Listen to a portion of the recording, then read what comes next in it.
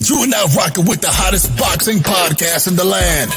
True Media Boxing Radio with your host, Coach Malachi Williams. True.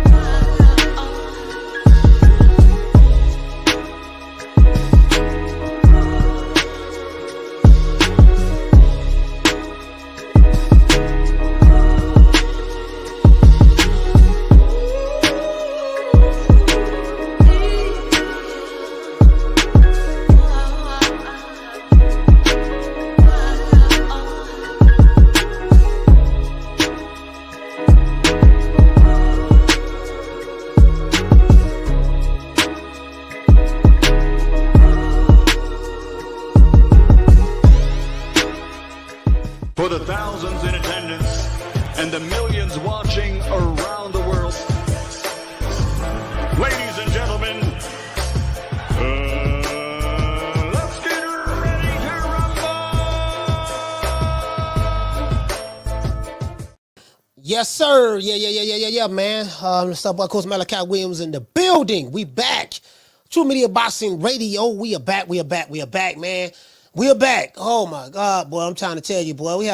I had a pretty good weekend. I hope everybody had a good weekend. I'm trying to make sure my head. I'm looking. I got the TV on. I'm watching myself on TV up here, right? So I have to make sure that hold on, man. Let me make sure, man, everything right. I got the hood on, man. I feel cold, bro. My daughter, and my son sick, man. I think I don't know if I'm coming down with something, but I don't know. I had a headache earlier, then it'll come and go, and I think it's a sign of what's going on. So it is what it is, though, man. But we're gonna rock out. I have an interview lined up today. I will be dropping that interview tomorrow. So I'll let you guys know about that. So please be on the lookout. I'm gonna take like Jamal Talo. Hey, y'all, keep it locked. True. Hey, I'm gonna tell you like Jamal Talo. Hey, keep it locked. Hey, you know what? Hey, shout out to Mr. Warren. Hey, Mr. Warren, you know what? You know what I thought about? Every time Jamal Talo said keep it locked, man, dude, you ain't fault since 1972.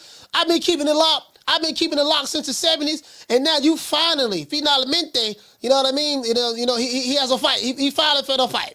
And then the dude he fixing the fight, he fighting in a handicap match. True. I'm just messing around, man. I'm just messing around. Anyway, shout out to Jackie Hernandez. Shout out to Gertz, L. Harvey in the building. Now, you guys do know that we will be going live Thursday. We will be going live. I'm seeing that this is a pretty good fight card. We will be going live Thursday. As a matter of fact, let me go ahead and close this here to shut that down. Let me go ahead and shut this down. Yeah, we going live Thursday, man. You can believe that. Yes, sir. We're going live Thursday, man. So that's gonna be good. Shut that one down as well. So anyway, let's give everybody that's here. Do we have over 100? We have over 100. Let's give everybody that's here a round of applause.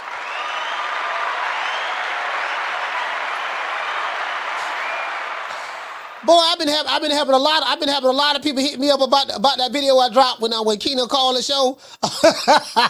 Hey, I didn't know Keenan was 27. I forgot what's the name. He young. He sound young too. But yeah, like he called the show. Bubba was like, man, coach, where you find these dudes at? And all I thought about, hey, shout out to Swat Jones, shout out to Green Eyes P, shout out to Jamie Rivera. Shout out to Fabian Terry, salute fam. All I thought about was what Rob Boyfriend said. He said, hey, yo, Mo, check this out, Mo. You're going to have to start screening some of these Bammers, man, when they call the show, Mo. You can't be having anybody call, fam. He called Slim. You're like, where they raise these Bammers at? Where they find these Bammers? I refuse to believe he from North Carolina. See, I only mess with people from Raleigh, North Carolina. That part of North Carolina where he from, I don't mess with those other Bammers. True. Bro, Ron Boy had me crying, bro. He said, hey, yo, Mo, check this out. Hey, you know what, fam? Man, Ron Boy. I would love to hear Ron Boy. I had to talk to him about that. I had to talk to him about that, man. Ron boy funny than Ron boy fresh funny than the motherfucker, bro. I don't give a damn. Nobody say that dude is hilarious. Shout out to Carmen Serene, man. I know Carmen be working a lot. Shout out to Carmen Serene.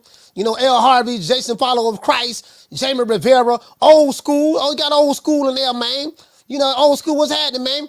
Old school, I reached out to nephew today, man. I ain't, he hit me back, but I mean, well, his dad, because I don't think nephew got a phone. I don't think nephew have a phone, man. That I know of. I don't think he had a phone, man. I think his dad pretty much run everything. So, I don't know. I'm trying to wait and see. I'm trying to get him on the show. So I'll let you know. I'll wait on Pop to hit me back, or I'll just call him. Cause I sent him a text message, but I'm gonna just call. See, I'll let you know when I'm gonna get him on the show, because he fights December the 2nd on the Ryan Garcia undercard.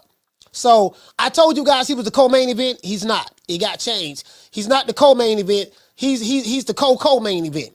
So he's the event before the main. So you have the main, the co, and then you have the co, or the assistant to the co to the main. You get what I'm saying? Anyways, true. Yeah, man, it is what it is, man. So it is what it is. It is what it is. We gonna make it do what it do. We gonna make it do what it do. Anyway, shout out to La Jessica in the building. Shout out to my sister Food Revolution.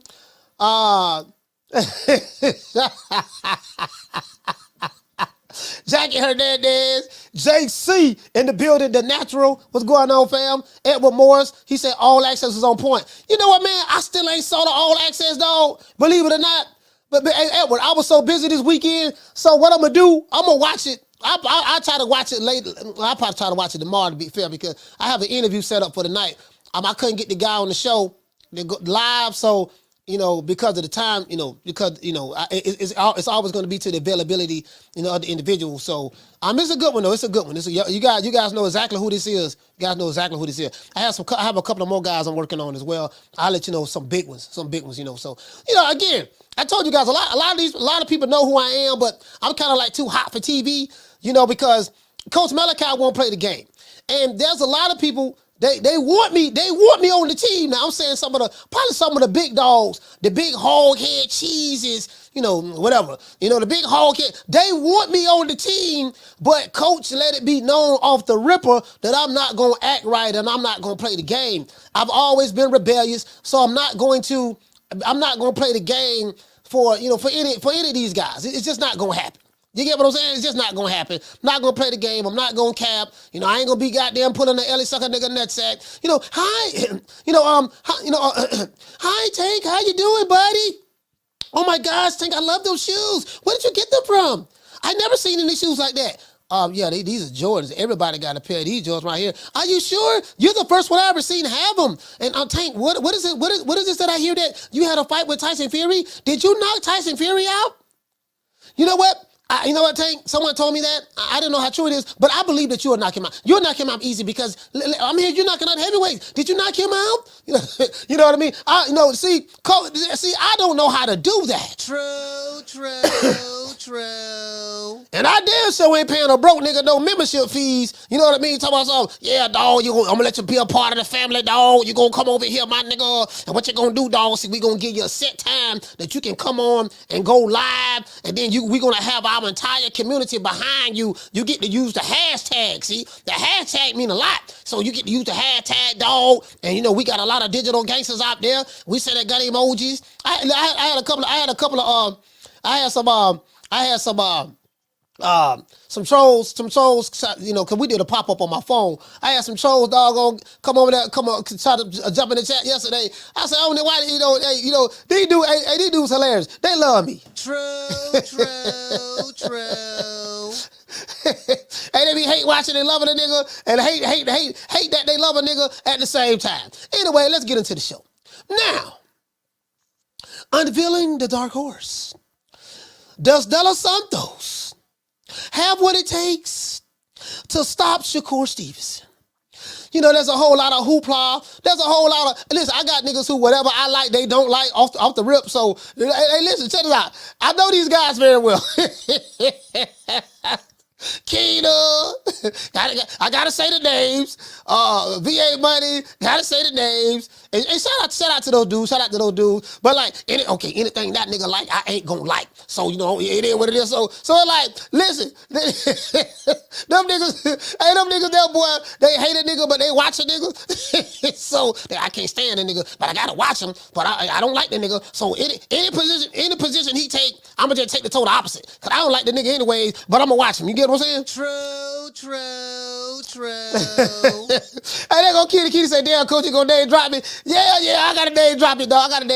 But you know I fuck with you though. You know I fuck with you, Kitty. You know I fuck with you. But anyway, check it out though, right? So this was going down. Shakur Stevenson and Edwin De Los Santos is going down like the Titanic this Thursday, November the 16th in Las Vegas. Although Shakur is a heavy favorite to win this particular fight, guys, believe it or not, some fans feel that Edwin De Los Santos have the goods and pretty much have what it takes, you know what I mean, to put a monkey wrench in Stevenson's game plan. De Los Santos have been taunting Shakur for some time now. Now let me tell you something about to do with Edwin De Los Santos. Edwin De Los Santos, let me tell you something now. This nigga done pulled up in Jersey. And sources say, I did see the video. He pulled up in Jersey by himself. Jumped out the car, had somebody filming him. Yeah, what? He said, what's Shakur at? Tell that Puerto Rican, cause tell that Puerto Rican I said this here, man. What's Shakur at? Let that Puerto Rican know that this Dominican is looking for him. I want all the smoke. He been ducking me for a minute. He scared, shaking like booty meat. Whatever skills he think he have, I'm gonna nullify all of that. Cause once I put these paws on him, you know what I mean? Y'all gonna see him go to sleep. So Edwin De Los Santos has been stalking Shakur for a minute. True. Now, he better win, because if he don't win, that means he ran up on the ass whooping. Sometimes you can chase a nigga to an ass whooping. You ever see the dude? I had a homeboy, right? This is a true story. I had a homeboy named Dino. Dino was a dark-skinned dude with a jerry curl, and him and my other homeboy named Norman used to be practicing karate in the yard. And they'll have on like they karate outfit, they white robe, and he had the black belt on and stuff like that. So Dino and Norman used to be practicing in the yard, right? So because Dino had a jerry curl, that was just my homeboy Ralph from College Hill. Housing project called College Hill. Ralph was just like this war, like he want to be like a war daddy. A war daddy is a term that I don't know if y'all heard this term, but I think this is Florida, right? When you in the Florida penal system, like the nigga had a war daddy. The nigga had a war daddy in prison. Dog, he had a war daddy. And so a war daddy is a nigga that always want to smoke. He want to fight everybody, and he can fight though. He can fight. So my homeboy Ralph, Dino and Ralph had got into it about a girl. Now Dino used to get all the girls because he had a pretty, he had a nice jerry curl. You get what I'm saying? But he was a dark skinned brother. So this in the 80s. This is like 87. This is like 87. Yeah, it's about 87. 87, right? So one day, Ralph had done ran down on Dino. Ralph had like 3 dudes with him, right? And so he was like, yeah, my nigga, yeah, what you doing? What you doing messing with such and such? So both of them were dating the same girl. Ralph wanted to fight Dino over the girl, right? Doggone, Ralph and Dino got in a fight. Ralph got beat. So Dino, nigga, that dark-skinned nigga with the jerry curl had no whoop Ralph, right? So the other 3 dudes jumped in and they jumped. They jumped Dino. I'm like Ralph, so Ralph, hold on, man, you can't be starting that with niggas and you can't whoop them. So Ralph ran up on that ass for him, like Dino put them paws on him. So bad to the point to where the other 3 niggas had to jump in it. So I say all that to say this. Sometimes you can chase a nigga. Sometimes you can run an ass whooping down. True. Sometimes. But we gonna see. Edwin De Los Santos better win because you doing a whole lot of capping, dog. You call Shakur Shakira. He called Shakur Shakira. He think that shit sweet over there in Jersey, boy. Man, that shit sweet over there in Jersey, dog. Listen, that Puerto Rican don't stand a snowball chance in hell, dog. Listen.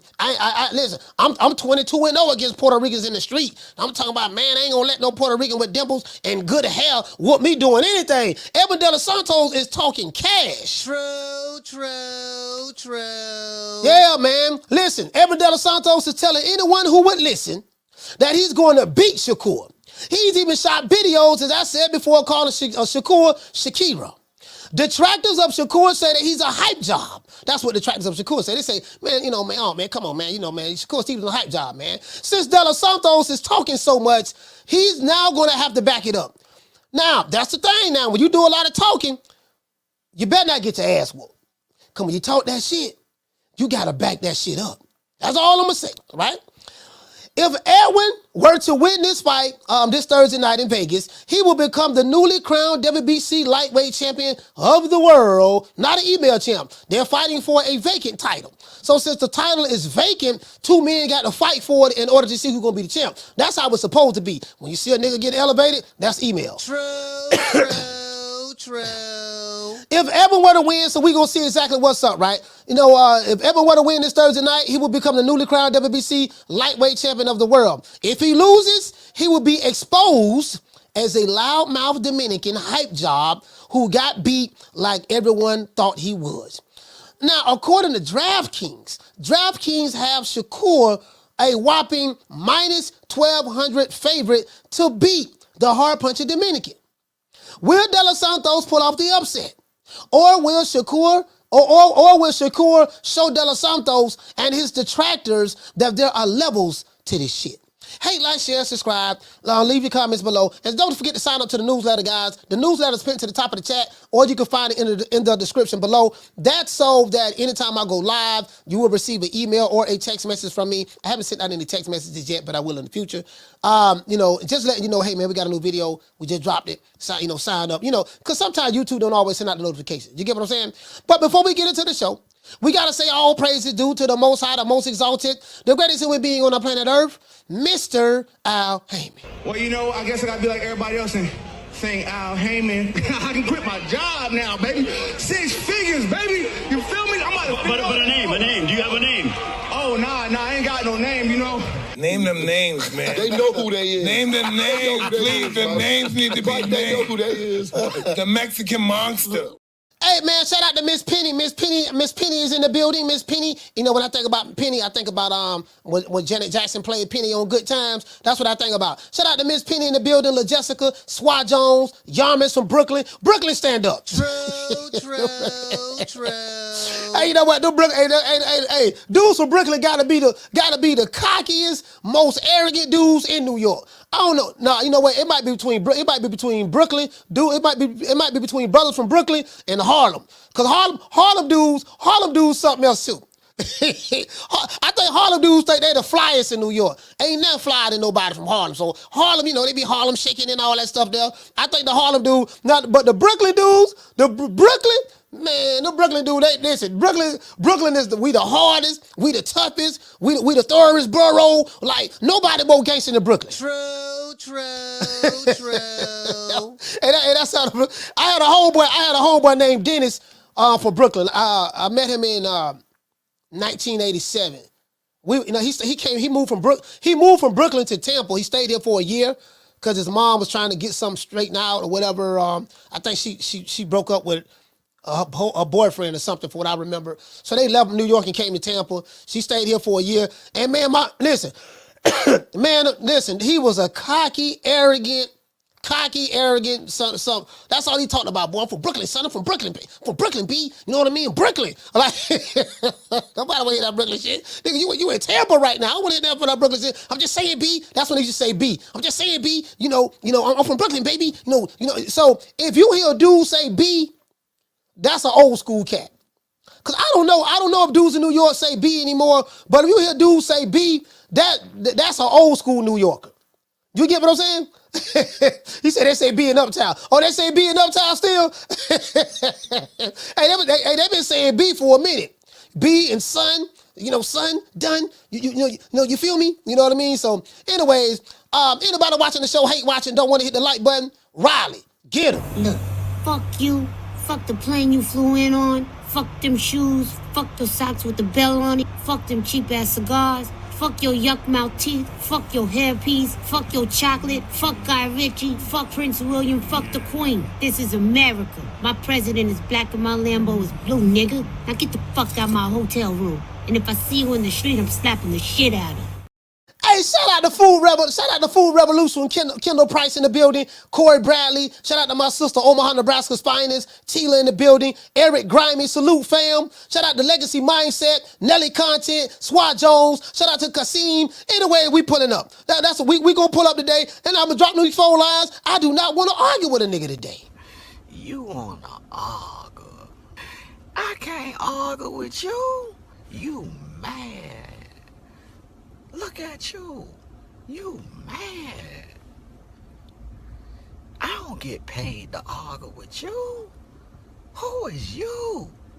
You ain't nobody.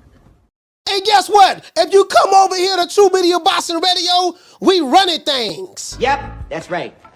I'm running things. I'm running things. Cream corn. That's why they call me that. Smooth. I got more measure for your pleasure. Stick with me, baby. I'll have you farting through silk. And let a nigga mess with me. I'll jump on him. All 93 pounds of pure dynamite.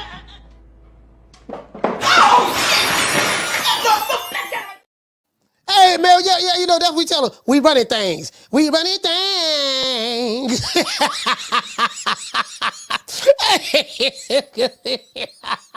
Hey, you know what? He should have got a Grammy. He should have got a Grammy for that deal. And let me tell you something. Anybody want the smoke? We got something for you. Old pussy ass nigga, what's going on, boy? I'm telling you, boy, I'm knock your fuck ass out, boy. Blow for blow, pound for pound, nigga. I got the title, nigga. I'm telling you, boy, finna knock one of you what kind of niggas out. Nigga, I got these hands, nigga. I'm throwing them paws at that nigga, finna knock your ass down again, nigga. Get your ass back up, nigga. Don't run, nigga. Don't run, nigga. I'm telling you, boy, I want all the smoke. Nigga, I'm throwing them paws, nigga. I'm putting them hands on you, nigga. I told you what I'm gonna do to you, nigga. Catch you with the check left hook. Nigga, check left hook, nigga. I told you, boy, pound for pound, nigga. I'm the best. This more action than any Devin Haney fight. Put these paws on you, nigga. I told you, I got you backing up, nigga. I got you backing up. Nigga, watch that check left hook, knock your ass down again, nigga. I'm telling you, boy, it is what it is, nigga. I'm gonna make it do what it do. I'm telling you, boy, we ain't even playing over here, boy. Hey, I hope that Shakur and De Los Santos fight be as good as the fight we just got through showing. True. Listen, I want to see some paws thrown. You are now rocking with the hottest boxing podcast in the land. True Media Boxing Radio with your host, Coach Malachi Williams. Hey, look here, man. Look, anybody got problems? You know, anybody got problems? You looking to hire some of Nick Sack Promotions goons? Guess what? Hit the old boy up. You're going through problem with your baby daddy, going through problem with your homeboy man, going through problem with other dudes in the hood because you ain't, you've been telling people to drop the addy, but you can't fight. You've been sending people gun emojis, but you ain't shot nobody. You've been talking gangster, telling people they better not come to the fight, but you can't afford to go to the fight yourself. But if you want to put paws on somebody, lay some hands on them because you ain't got the heart or the skills to do it yourself, don't worry about it. Call me up. What it do though? You ever wanted to whoop somebody's ass but you can't because you ain't got no hands? Well, fuck with me though. All you gotta do is dial 1-800-WHAT's happening, and I come beat their ass for you. I do chokeouts, knockouts, slapouts. What's happening, homie? How you get in my backyard? You got beef with a nigga named Paul? Fuck that nigga. Body slams, wedgies. Nigga, I do disguises. Watch out, go on, brethren. You been sleeping with Nigel's wife, huh? No. You're lying. No. Ladies, if your nigga ain't acting right, ain't paying child support, I'll come slap his ass out for you. What's that, nigga? Whoa. You don't take care of your motherfucking kids? Well, I just paid my ex-wife like right? $700. Cool. Yeah. Is that right? Yeah. All you gotta do is bang my line. 1-800-WHAT's happening. Hey, that's all I'm saying, dog. Anyway, listen, I do not want no short butt shorties calling the show today. If you are a short butt shorty, please don't call the show. Just stay in the chat and listen and learn something. I just ain't got time for y'all today. Ah, man, shouty, you got that stupid fruity swag, shouty. Shouty, your swag so stupid, shouty, it retarded, shouty. Shouty, flow so retarded, shouty, it like short butt shouty. Yeah, short butt shouty. Let these niggas know, shouty, that you got that swag, shouty. Let these niggas know, shouty. Let these niggas know, shouty. Let them know.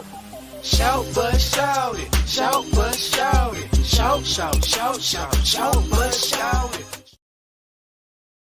Hey, I'm just saying, we ain't doing that today now. We ain't doing that today. Want to get ready to drop these phone lines. Anyway, let's drop the phone line. We got to get the lights up. We got to get over 200 for me to drop the phone lines, but I'm going to drop them anyways. What do you guys think about this fight, though? Shout out to Sheila Jackson in the building. Sheila Johnson. What do you guys think about this fight coming up? Edwin De Los Santos, Shakur Stevenson, a whole lot of people, you know what I mean? Listen, bro, I like De Los Santos. He's a good fighter. Really, really good fighter, hard puncher, Dominican. I think this fight probably ain't gonna turn out the way a lot of people thinking. I am kind of surprised. Well, I'm not surprised really, because all of the money is going on Shakur. So if anyone thinks that Edwin De Los Santos is gonna be that guy that's gonna pull it out, upset Shakur, you think maybe Shakur a hype job or maybe whatever, put your money on De Los Santos because he's a big underdog in this fight. He's a big underdog in this fight. You know what I mean? So it is what it is. I'm riding with Shakur on this one. I think Shakur gonna beat him. I don't think nobody's gonna really. Hey, yeah. Another thing too, Keena. I know you like De Los Santos. If you want to bet, man, let me know. I mean, same rule applies. We did this last time. If you want to bet, man, just let me know, man. We can bet whatever, man. Whatever you want to bet, we can bet it. You got the Cash App is down there, so I'm riding with Shakur on this. Hold on, let me see what's up. Hold on, look like we got a Cash App. Okay. Shout out to Cord Hill. Hey, okay. For dropping that quarter of a bam dub on your boy. Hey, Leroy. Super chat received. Playtime's over, boy. Shout out to Cord for dropping that quarter of a dub, man. Salute to you, fam. You know what? I'm happy. I'm happy because we have this fight coming up. Hey, as a matter of fact, let's look at these other fights. I'm interviewing Regis Prograis, strength and conditioning coach today as well. So I'm interviewing him. I'm gonna drop that interview tomorrow though. Let's see. What is it? Let's go to boxing scene because I want to look and see. I want to look at their schedule. Hold on.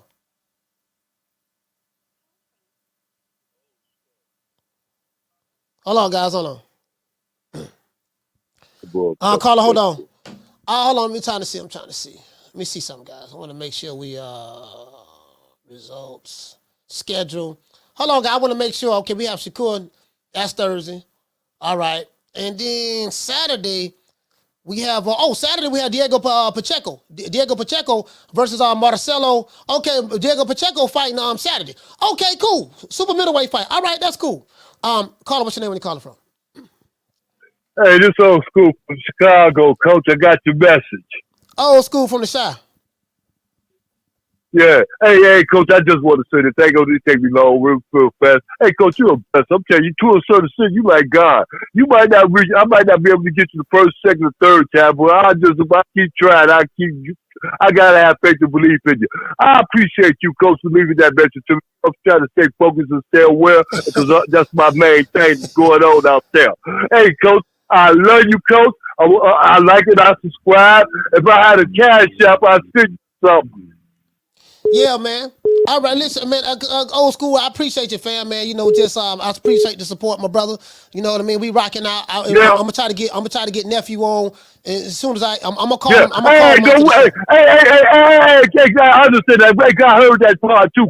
Look here, he don't need no phone. Matter of fact, I had a chance to tell him that. I told him to get a chance to do it. When they take him, I talk to him. You don't need no phone. Good, you ain't got no phone, Coach. You ain't got no phone. Good. That's good, Coach. I don't tell you what these goddamn phones, Coach. They get you in trouble. Mm. Yeah. All right, man. Hey, they get you out of trouble if you're dialing 911. But besides that, Coach, they ain't get you in trouble, especially when you focus on something. You don't get to do your coach. All right, man. Listen, man. Hey, man, old school, man. I appreciate you, man, calling the show, brother, man. Chi-Town, stand up. Salute, fam. I love you. All right, yeah, man. All right. Hey.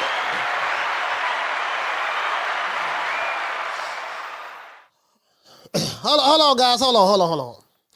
Caller, hold on. Listen, man. Listen.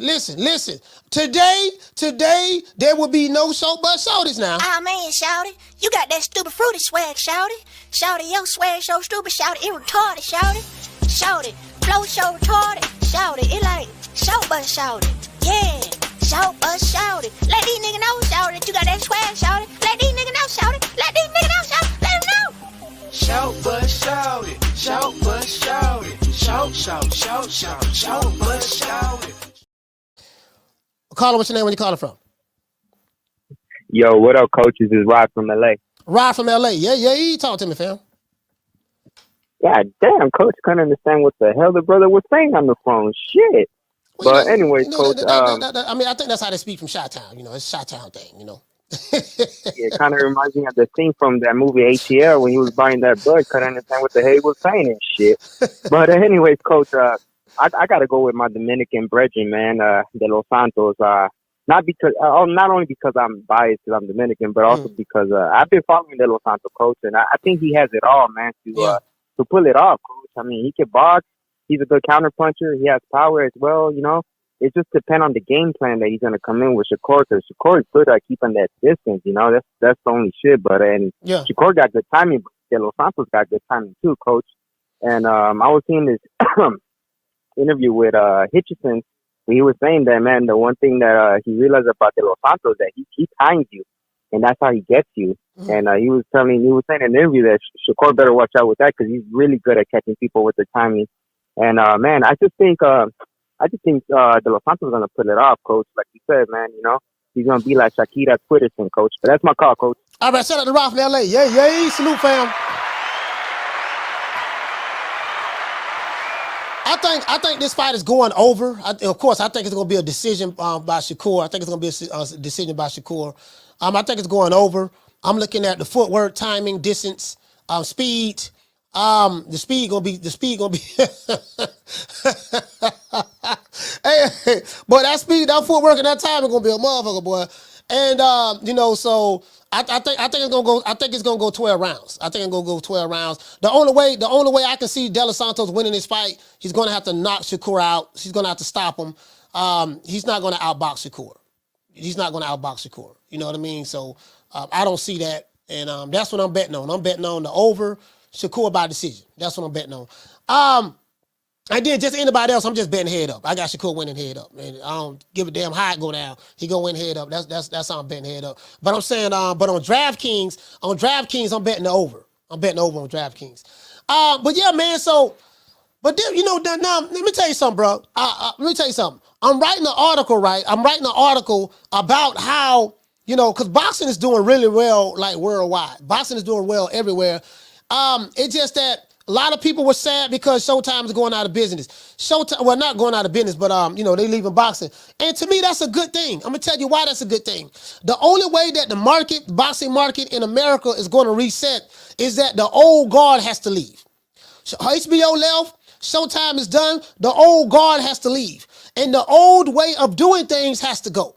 Making non-pay-per-view fights, putting them on pay-per-view because the fighter wants to make an astronomical amount of money.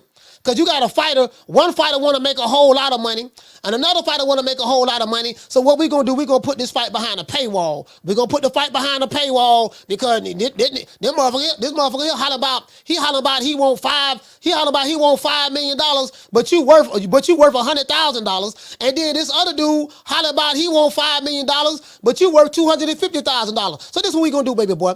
This is what we're going to do. We're going to give you a whole can cheese sandwich. We're going to give you that 100,000 wow guaranteed, whole can cheese sandwich, a case of Coronas, a shot of Hennessy, and you're going to have to get the rest on the back end. True. So this is the problem. When you have a fighter that wants a whole lot of money, and the network like, dude, we ain't paying you all that. I tell you what, since you want all that money, we're going to put it on pay-per-view. Now, once they put you on pay-per-view, you're done. You're done. I'm going to tell you why you're done. Because if you're not a draw, ain't nobody buying that shit. And if you're going to get your money on the strength of the pay-per-view from the fan, that means that you're banking on the fans to buy the fight so you can get the $5 million, you can get the $5 million. Guess what? Y'all going to come up shorter than a midget on his knees trying to sling keys. Y'all going to come up short. Because your purse is tied to the buys. And if there ain't nobody buying, guess what? Ain't no money coming in your bank account like that. And that's because all fights are not pay-per-view fights. So it's not just the promoters and networks and stuff like that. It's the fighters as well. So I get it. I don't mind. Listen, put all the fights on pay-per-view if you want to.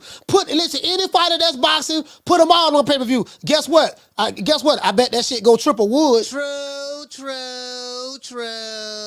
Oh, that shit going aluminum.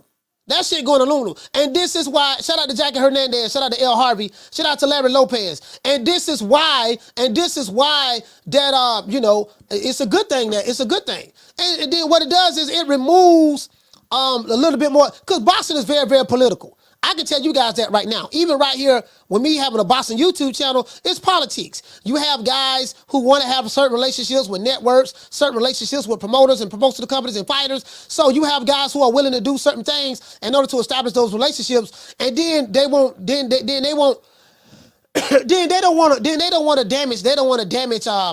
damage the relationship as well. They don't want to damage the relationship as well. So once you establish, and this is what you guys got to understand. Like, if you have a content creator and he has a relationship with the fighter or their team or whatever the case may be, he's not going to do anything to jeopardize that relationship.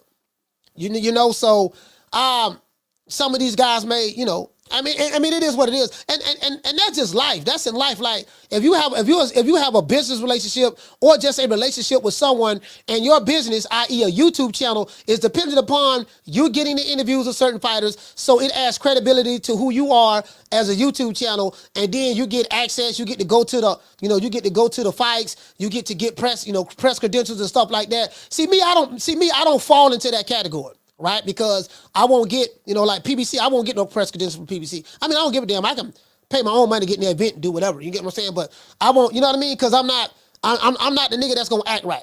And I don't go along to get along, and I'm not a part of the in crowd. I don't give a fuck about the in crowd. You know what I mean? I'm the nigga that, I have access to the top ranks. I have access to the Golden Boy and stuff like that. But it's just certain spots I probably won't get access to, and I ain't tripping on that. And nobody owes me anything, and I don't take it personal. I'm not the guy that's going to get mad because, yo, man, I'm just saying, dog, man, the nigga ain't, man, the nigga ain't, I'm just saying, nigga don't want to give him no interview, dog, so I'm gonna get mad and all that shit there. No, I'm not gonna do that. Hold on, guys, we got cash outs, we got a super chat, we got to get out the way. Hold on. Caller, hold on. We got to cash out. Let me get the super chats out the way, right? And again, I don't knock a nigga hustle. Whatever you do is whatever you do. And I don't want to throw anybody under the bus. I'm just saying, coach is not going to play the game. I don't believe in playing the game. I don't know how to play the game. I've been my own man. I told you guys I'm a Sigma male. I'm my own man, standing on my own 2 feet. I always been like this since I was a kid, and I'm going to be like this till I leave this motherfucker. I don't know how to do anything else. You get what I'm saying? So I don't know how to be anything other than who I am, right? Shout out to Dr. Tony. Hey, okay. For dropping that quarter of a bam dub on your boy. Hey, Leroy. Super chat received. Dr. Tony say buying D-Block at Hall Pass free call. And you know what? Yeah, D-Block on probation now, y'all. D-Block is on. As a matter of fact, let's give D-Block a round of applause for being on probation. Yeah.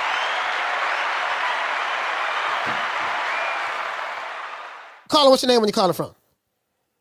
Jamie from New York. Jamie from New York. Talk to me, fam. First things first, I want to congratulate D-Block. He's on probation out here. Yeah. Good. Hey, Coach, real quick, man. I'm going to go with Shakur, with the Puerto Rican young brother. He's nice. He's a bad boy. Okay. De Los Santos is also nice. He can crack. He's a bad boy. He's talking like he wants all this smoke. Yes, sir. He wants all the smoke. I like that. Okay. And the winner moves on to bigger and better things. And the best thing about this fight, Coach, for me, is that both men are young and they're hungry. Yeah. You know what I'm talking about, Coach? Yep. You feel me? Yeah, they're hungry, bro. And another thing, I must say, Dominican Republic, man, they're producing good fighters lately, man. Yeah. You know? The past 2 years, man, all the Latinos, they're running shit over there. Listen, man, this is a great fight, and this is what I'm saying, fam. We need fights like this, man. Like, we need Edwin De Los Santos, Shakur Stevenson fighting each other in their prime. None of that We got to wait. Yeah. We got to let it marinate. You on this side of the street, that side of the street. Now that Showtime is gone, it's going to get rid of that side of the street stuff a little bit more now. It's going to add a little bit more clarity. And boxing has to transform. It has to evolve. It has to evolve into the times. You know, so I like what's going on. I'm glad we got that. Yes. And it's, you know, for both fighters, it's time to shine. Mm-hmm. So, you know, they both wanted this fight. De Los Santos, you know, he accepted that offer, whatever it was. He took it. Mm-hmm. Again, he wants all the smoke, man. I respect that. That guy got balls, man. Because Shakur's no joke, man. But yeah, that's it, Coach. That's my call. Thank you for taking my call. I like what you do. Great show. You're very entertaining. All right, shut up, man. Shout out to Jamie, man. New York, stand up. See, this what we need, dog. This what we need. I don't want to hear that. I don't want to hear that. Yeah, man, you know, wrong side of the street, and you know, you with the wrong promoter and all this stuff there. Like, listen, Edwin De Los Santos don't have the type of fans that got him in the witness protection program. You know, you got some fighters who supposed to be stars. They fans got them in the witness protection program. Guess what? Shakur fans ain't got him in the witness protection program. De Los Santos fans ain't got him in the witness protection program. We're getting two young fighters fighting each other in their prime. It's a high risk, high reward fight. It's a high risk fight because Edwin De Los Santos is a dangerous fight for Shakur, and Shakur is a dangerous fight for Edwin De Los Santos. Because if anybody think that Edwin De Los Santos is a danger for Shakur, but Shakur is not a danger for Edwin De Los Santos, I don't know what the hell you smoking. True. Because both of these guys are elite fighters, and if you biased enough not to believe that, I don't know what to tell you. But it is what it is. I'm through talking about it, man. I'm gonna put my money where my mouth is. I ain't shit. I got Shakur by decision, so it is what it is. I ain't. You know what I mean? It ain't nothing else to talk about. But what I'm saying is this is a high stakes fight. Because Shakur can lose this fight. So he's going to have to, hold on. Shakur can lose this fight. So he's going to have to be on his P's and Q's. And Edwin De Los Santos damn sure can lose this fight. He's going to have to be on his P's and Q's. And it's a title up for grabs. So no one was emailed the belt. No one, we didn't, listen, when this fight is over with, Shakur don't have to worry about. You've got mail. When this fight is over with, Edwin De Los Santos ain't got to worry about. You've got mail. You ain't got to worry about that. Whoever win this fight, they know they fought for it. You get what I'm saying? Sit your $5 ass down before I make change. To this day. Really though. True. They know they fought for it. They know they fought for it. Whoever win this fight ain't gonna be no email champ. You fought for that bitch. When they look on the record, dog, how you got this belt? Man, I fought for this motherfucker. I had to beat this dude in order to get it, and vice versa. You get what I'm saying? That's where it's at.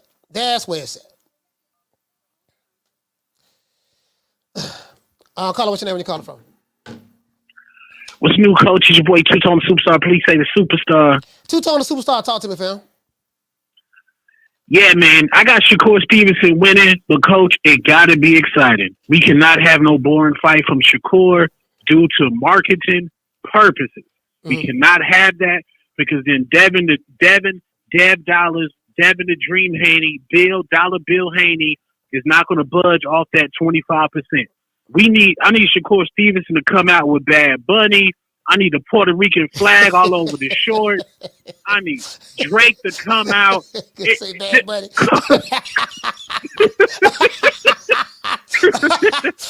Hey, Bad Bunny. He got to come out, Coach.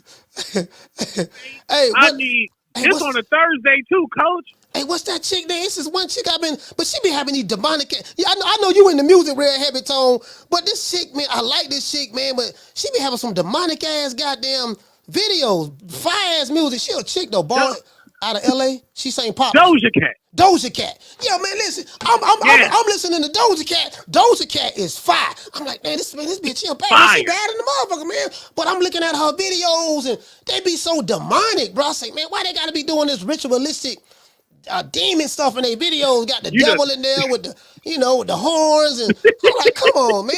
You get what I'm saying? But Doja Cat fire, dog. She fire. I like her. She fire. I like her, bro. You know that Illuminati be selling. When people go to Illuminati,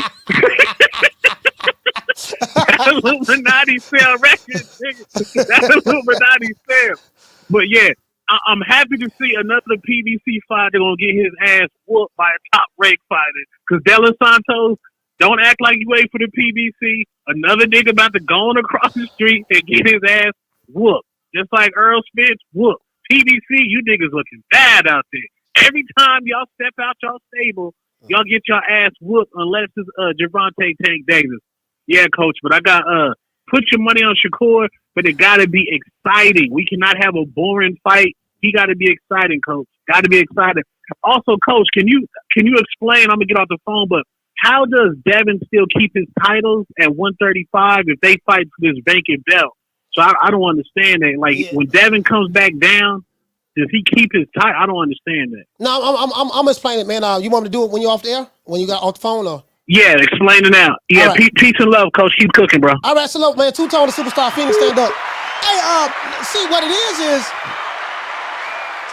Tone, what it is the sanctioning bodies, the other three sanctioning bodies, because I guess they're giving Devin a grace period, and because he defended his titles twice. Now, I don't know if any one of these guys was mandatories. We do know that George Kambosos, that was a rematch clause. So they allowed, so after he won the titles, the four sanctioning bodies allowed him to fight George Kambosos again, and then he fought Lomachenko. I don't know if Lomachenko wasn't a mandatory. I don't know if Lomachenko was a mandatory title defense, Tone. More than likely, I don't think it was. So he chose to fight him. So he fought two undisputed. Well, he defended the undisputed titles twice, which ain't bad. And then now I think the other three sanctioning bodies are allowing him to keep his other three belts: the WBA, the IBF, and the WBO. Of course, the WBC got stripped. And the reason why he probably got stripped, I'm gonna tell you why, Tone. I tell you guys, remember the sanctioning bodies are controlled by the power brokers. The power brokers are the promoters. So and how these ranking systems and stuff work, Tone, and I'm just being completely honest with you, bro. Boxing is a corrupt sport. You can pay to get certain fighters moved up the rankings. You can pay to put your fighter in position, and hey, man, make sure this guy gets stripped because he moving up, and and he moving up. So I want my fighter to fight for that vacant title because my fighter is in a position now to become the mandatory, and he wants to move up and think he want to hold the belts. So you break bread with the sanctioning bodies. Shout out to Reggie Owens. You break bread with the sanctioning bodies, and that's pretty much how that works. This is the truth, bro. It's a pay-to-play game. It's a pay-to-play game. That's all it is. That's why you see certain fighters, you see sanctioned bodies do certain things for certain fighters. And if you see that, always look at who these fighters are affiliated with. If they're affiliated with certain power brokers or promotional companies, whatever the case may be, then you will see that. If you see a fighter who's not affiliated with those top guys, some of these fighters like a Devin Haney, he's an independent, so he's able to maneuver different places and stuff like that. Crawford's independent. Canelo, he moves around how he wants to move around. Work on short-term deals. And that's just what it is, fam. You have to pay these sanctioning bodies. You have to pay these sanctioning bodies to keep certain positions, in boxing, in the rankings and stuff like that. And even with belts, this shit is quicker than a $4 bill. True. Listen, that ain't no secret. That ain't no secret right there. That really goes on. Now, ain't nobody gonna come on record and say that. Bill Haney would never come on record and say that. Maybe Rick Glazer won't come on record and say that. I don't know, but there's a lot of these guys who they make money, do things in boxing. They're not gonna come on record and say that. But we know what it is. We know what it is. You get what I'm saying? We know what it is. We ain't tripping. We know what it is. That's what it is. So I don't know, man. But all I know with this here, fam, the old way of doing things have to go. In order for boxing to evolve, we need more fights like Edwin De Los Santos and Shakur Stevenson. Irregardless of who wins. If you like Shakur, fine. If you like Edwin De Los Santos, fine. But the moral of the story is we need more fights like this. We need more fights like this. You know what I mean? We need more fights like this, man, because I'm going to tell you why. I'm going to tell you why. Why we need more fights like this. We need more fights like this because it's a high-risk fight. When a fight is high risk, it raises the level of intensity. It raises the level of intensity of the match. It makes the fight that much more important. It's a high-stakes fight. So neither fighter can really afford to make a mistake. You get what I'm saying? This is what we need. We need matchmaking like this. Listen, if we can get Edwin De Los Santos and Shakur Stevenson fight each other, then we should be able to get Tank Davis and Frank Martin. We should be able to get We should be able to get like we get now. Regis Prograis and Devin Haney. We should get fights like this on the regular. We don't need fans putting their fighters in the witness protection program. We're getting David Benavidez versus Demetrius Andrade. We should get fights like this all the time. This should be the norm. This should be the norm. You get what I'm saying? So that's why I don't mind Showtime leaving, because it's going to force these promotional companies. My nigga, look, if you want my money, these are the type of fights that you're going to have to make. That's what's going to bring the excitement back to boxing in America. You get what I'm saying? No more witness protection program. No more hide behind hog head cheese. No more putting a apex predator fighter. You know, listen. Nobody should be fighting Rolly Romero. Holler about that's a top fight. Nobody should be fighting doggone Poach Chop Willie. Holler about that's a top fight. Nobody should be, nah, man, you too good for this dude right here, man. We need to see you in here with Mothra. Oh, you Godzilla? Okay, we need to see you in here with Mothra. We need to see you in here with Gamera. Oh, you He-Man? Oh, we need to see you in there with Skeletor. Listen, I don't want to see you. I don't want to see doggone Lion-O. You ain't fighting Mum-Ra. You fighting Snarf from the Thundercats. Fans, he got to earn the right to fight my fighter and this and that, like these modern day fans. So I'm happy as hell Showtime gone. The more I thought about it, I said, man, I'm glad that shit gone. Because that was a part of the problem. Right? That was a part of the problem. And it's going to force. This is what I want. I want DAZN. I want ESPN. I want whatever with Probellum, ProBox. I want anybody who think about getting in the sport of boxing. If these fighters want your money, tell these fighters, my nigga, you going to have to fight a killer. True. If Al Heyman wants your money, you're going to have to tell him, look, my nigga, if you want my money, if you want me to give you $70, $80, $90 million for the year for an annual budget, my nigga, I'm going to need all your top fighters. Listen, as a matter of fact, this is how this going to work. If you want my money, this guy going to have to fight this guy, that guy going to have to fight that guy going to have to fight that guy. That's what it's going to be. Oh, nah, man, we don't operate like that. What we do over here, man, we believe in paying our fighters the most money, even though they hardly fight, but we believe in paying our fighters the most money and let them take the least reward. I mean, let them take the less risk for the most amount of money. I said, listen, so if I'm a network, you can do that. You can pay your fighter. You can tell your fighter, hey, look, man, this gonna be a low risk, high reward fight for you. You want to pay him $5 million, $6 million, $7, $8, $9, $10 million? You can do that, whatever you want to do. Guess what? Pay him out of your own pocket. True. You're gonna have to pay him out of your own pocket. See, when you can't use the white folks' money anymore to fund these fights, now the rubber hits the road. Hey, man, look here, man. These white folks ain't giving me the money like they did before in the past. Damn, why they ain't giving you the money, dog? Look here, man. You said you want $5 million, dog. You're gonna have to fight King Kong over there. Man, I don't want to fight King Kong. You paid me $5 million last time, about 2 years ago. I ain't fought in 2 years, but you paid me $5 million last time to fight Hog Head Cheese. If you want me to fight King Kong, you know what I mean? I'm going to need at least $10 million. Hey, look here, man. The well don't run dry. The white folks have cut me off. What you mean the white folks cut you off? Man, the white folks cut me off, man. The well don't run dry. If you want that kind of money, you're going to have to fight somebody. I've been protecting you for years. I can't protect you no more. The white folks don't cut me off. You get what I'm saying? It is what it is, man. Anybody watching the show, we got to get lights up. We got over 400 people in here and less than 200 likes. Anybody watching the show, hate watching, don't want to hit the like button, Riley, get them. Look, fuck you. Fuck the plane you flew in on. Fuck them shoes. Fuck the socks with the bell on it. Fuck them cheap-ass cigars. Fuck your yuck mouth teeth. Fuck your hairpiece. Fuck your chocolate. Fuck Guy Ritchie. Fuck Prince William. Fuck the Queen. This is America. My president is black and my Lambo is blue, nigga. Now get the fuck out my hotel room. And if I see you in the street, I'm slapping the shit out of you. See this move, and see everything, all things must come to an end, right? This move is going to open up the floodgates, in my opinion. I'm looking at it for what it is. I was like, this ain't a bad thing. This gonna open up the floodgates. You got the two dinosaur networks, they gone. HBO gone, Showtime gone. Now guess what? We gotta figure some shit out. We gotta figure it out now.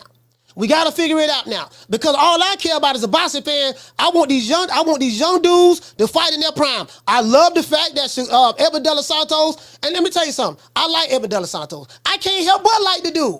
The dude is an old school fighter. Edwin De Los Santos put it up in Jersey. He put it up in Jersey, calling Shakur out. He called Shakur Shakira. He said he called Shakur Shakira. You know what I mean? In his latest video, he put it up in Jersey, calling Shakur out in Jersey, in Brick City. Like, that's the type of fighter that I like. The man pull up.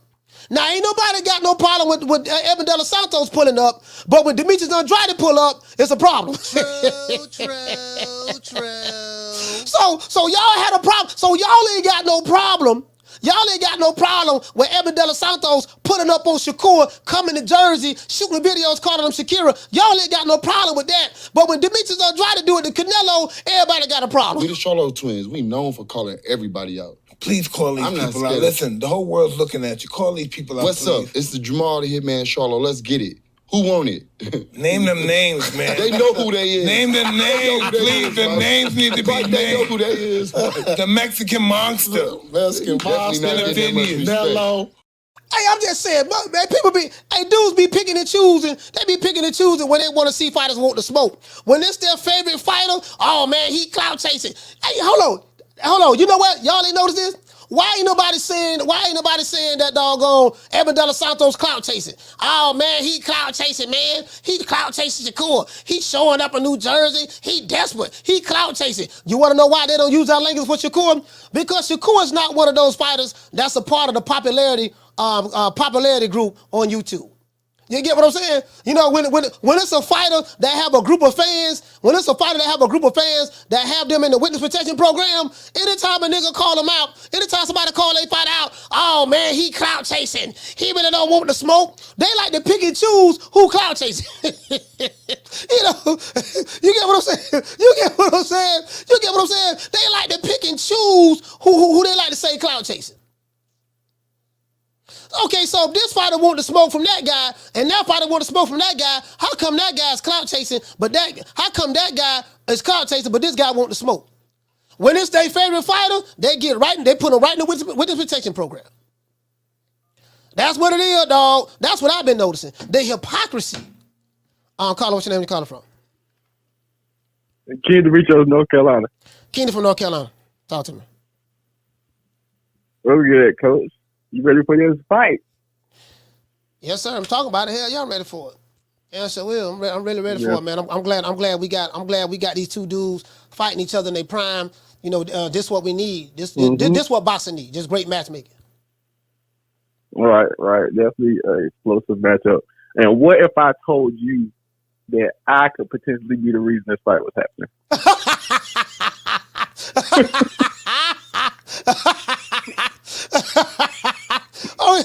You think I'm playing? Okay, no, go ahead. What happened? Look, check your check your Twitter DMs. I'm the one that told Edwin De Los Santos to pull up on him. Okay. I promise you. Okay, hold on. Let me see what's up. Oh. He did it. You told him to pull up? Oh, let me see. Yeah, and check the date. Check the date, and then check the date when Edwin De Los Santos posted that video of him pulling up to Newark. Yeah, July. Yeah, check July the date, 20th. And then you remember. Go ahead, I got you. And look what he said. He said that's not going to do anything. It's clear that he doesn't want to fight me. I think I'll leave Shakur alone, but I want the public to see that I did want it, and he didn't. That will always be his legacy. Okay. I sent the hit. Coach, I put money on Shakur head, Coach. I put a hit out on that boy.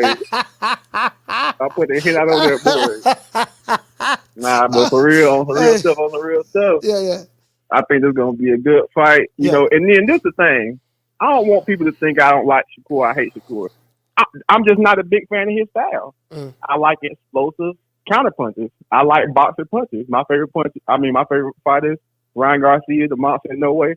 Like fighters like that. And I like Edwin De Los Santos. That's his style. But I will say this. If Shakur beats Edwin De Los Santos, you won't never hear me say nothing about nobody again. Because I think Edwin De Los Santos is the most dangerous opponent in the top 10 at 135, besides Tank. Oh no, Edwin So De Los I think Santos. highly of that with them. Edwin De Los Santos is definitely dangerous, man. I think highly of him as well. I'm not gonna lie, bro. Like, this is a dangerous fight for Shakur. This is not no walk in the park, irregardless of what the betting odds say. But this, again, if you got two counterpunchers fighting each other, so I want to see who's going to take the lead. But Edwin De Los Santos, when he fought, what the dude name? El Rayo. When he fought El Rayo, he was very aggressive with Rayo. He was aggressive with Rayo. But did you watch the Adorno fight? That was after the Rayo fight, right? Yes, in the Adorno fight, coach, he was boxing the shit out that boy, like simple shots. Like, I'm about to really just throw my punches and time your ass coming in, and it's gonna be like this all night. And if you force the issue, I'm gonna knock your ass out. But you ain't forcing the issue because you know what time it is. And Joseph Adorno is not a bad fighter. I watched the fight, and Joseph Adorno fought at 140, and Joseph Adorno beat Shakur in the amateurs. Now, granted, they were teenagers, but he did beat Shakur in the amateurs. But people, and guess what? Robesi Ramirez, Joseph Adorno, the one that beat Shakur in the Olympics, all of them southpaws. I will see. We'll see. I don't know if that's something to look into, but we'll see. But and wait, so did you still want to do double or nothing with the double if they do the knockout if we bet? The thing is, man, I don't know. I don't think if anybody gonna knock each other out. I don't think De Los Santos is gonna knock Shakur. Well, that's the only way he can win, in my opinion. Well, that's what I'm saying. So you want to bet if you want to bet on the knockout. So double if either one, but it's two ways. If either one knock him out, it's double. So if Shakur knock him out, I gotta pay double. And if Edwin De Los Santos knock him out, you gotta pay me double. But if they just win, it's just straight up. Okay, yeah, I ain't got no problem with that. We can do that. All right, and we can do 150. So if they knock him out, it'll be 300. Okay, all right, no problem. All right, bet. Appreciate you letting me come on though. All right, shout out. Yeah, so. Hey man, shout out to I Am Cam. That was Killer Cam. What's going on, fam? Shout out to Demond Wester. He said never sleep on someone with great timing. He said Crawford got it. Danny Garcia got it, and De Los Santos got it.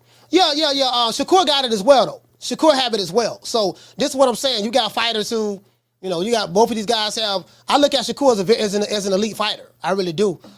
So it is what it is. So me and Keita got a $150 bet. I think that's gonna be an easy bet right there.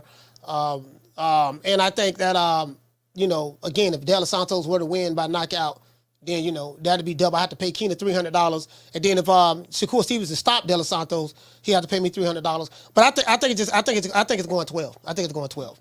To be honest with you. Hey, shout out to the one, Mr. Ham, man. Salute, fam.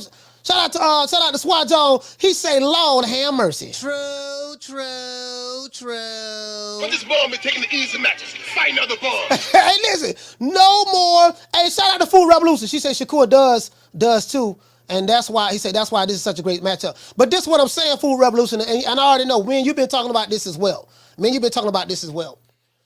This is what's gonna bring it back. Again, it's not a bad thing. It's not a bad thing that Showtime is done. It's a blessing in disguise. Because, in my opinion, the least amount of options that these promotional companies have is going to force these fighters, look, I can hear Bob Arum now. Hey, look here, kid. Showtime is going out of business. They went out of business because the PBC, well, not really PBC, Showtime, because they the one, the money was coming from Showtime, because Showtime was overpaying fighters for fighting mediocre opponents, and it bit them in the ass in the end. Now look at them. So now they're gone. So now when it shrinks the pool of options, it's going to be some new players that's come up. And guess what? You're going to have to tell these fighters, kid, if you want to fight, you want to make $5 million, you're going to have to fight the Dinobots. You're going to have to fight Grimlock. You're going to have to fight the Tyrannosaurus Rex. You're going to have to fight the Rhino. You're going to have to go and then fight Megatron. You're going to have to get this. And like a lot of these, I'm talking about these elite fighters. If you are an elite fighter, your ass better be fighting elite competition. True. I don't want to see no more elite fighters fighting setup fights. But this bomb is taking the easy matches, fighting other bombs. I don't want that. I don't want to see no elite fighters fighting setup fights on pay-per-view. Everybody in the world know, man, this fight a mismatch, man. This man finna get knocked out. Everybody know this. And you telling me, yeah, man, now because, you know, that's my fighter. You see what I'm saying? And like, again, that's what we need. Great matchmaking is what's going to bring the excitement. It's what's going to bring the excitement to the game. We did it first, and we motivate even the greats. This is different. You understand? We have Jennifer Lopez, we got Maluma, we have J Balvin, we have. So when I called him up, I was like, "Yo, what do you think? What do you think, Eddie? If we bring the belts together?" And Eddie said, "That shit is a good idea." I think the only person that can beat Canelo right now is like maybe 4 years or 5 years from now, my son. You know, like Triple G and Canelo and all these guys, they're bums, bro. They're bums. But once Teofimo became undisputed, look how many champions we got that's undisputed now.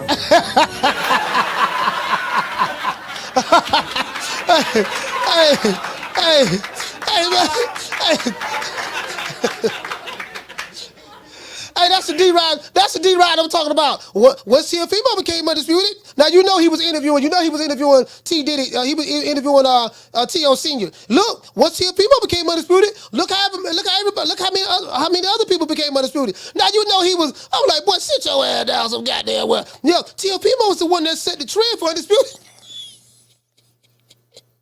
Hey, wait, listen. What thing I say about Ellie sucker nigga nutsack now? But whoever he decide to get around, he conforms to whatever. If he's around Regis, hey Regis, you're the greatest 140 pound fighter ever. There's nobody better than you. You was the greatest, man. Aaron Pryor, he wasn't better than you. Costa Zoo, he wasn't better than you. You're the greatest, Regis. I tell people all the time, and they're like, hey Tank, oh my God, Tank, I never seen diamonds like that before. Your diamonds, you know what, Tank? I tell people all the time that Tank has to get his power from his diamonds. I think those diamonds, they're blood diamonds. They come from Africa, and I think that you draw power from those diamonds. And you being rich and fly and flashy, you're probably the richest fighter in the history of boxing. No one has what you have, Tank. Like, bro, like. Woo, boy, this is it right here, boy. I can't do it. No, sir, buddy. Caller, what's your name when you call it from? Man, you already know. It's inevitable. It's D-Block, D-Town, D-City, D-Ville, Baltimore. D-Block, talk to me, fam. You off probation? I'm a free man. You're a free man, I'm a free man. You're a free man. You're on probation.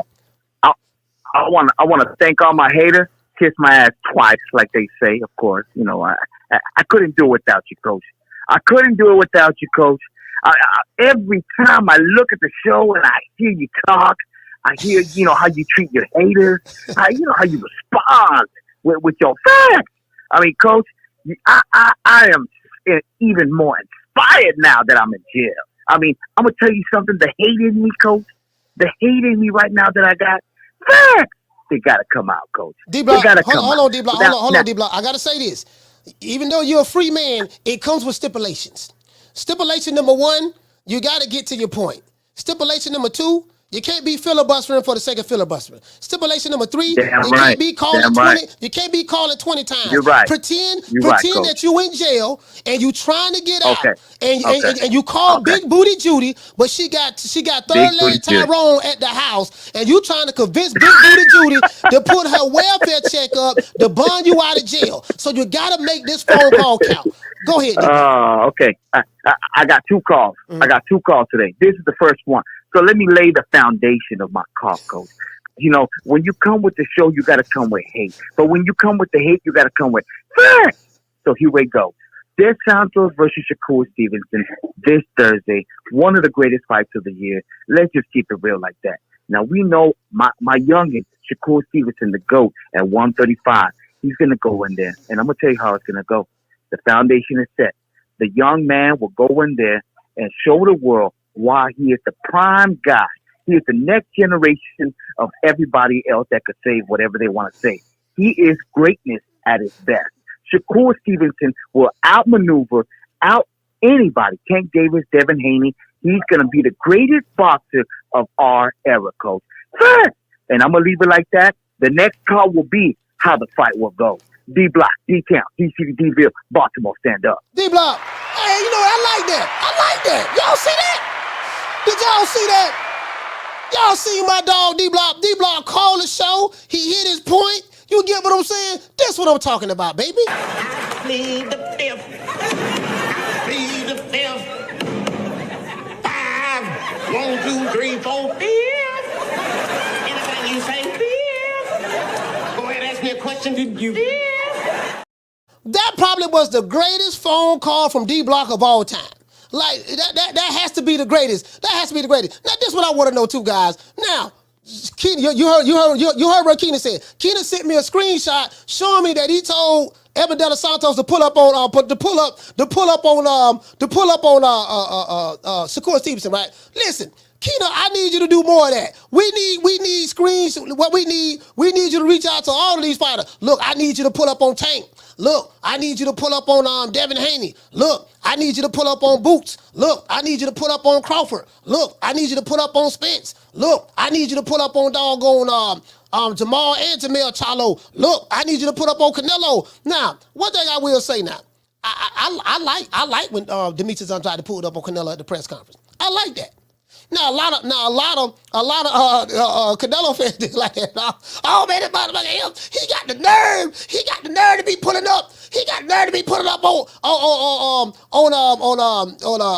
up on doggone Canelo. Who he think he is? Shout out to Food Revolution.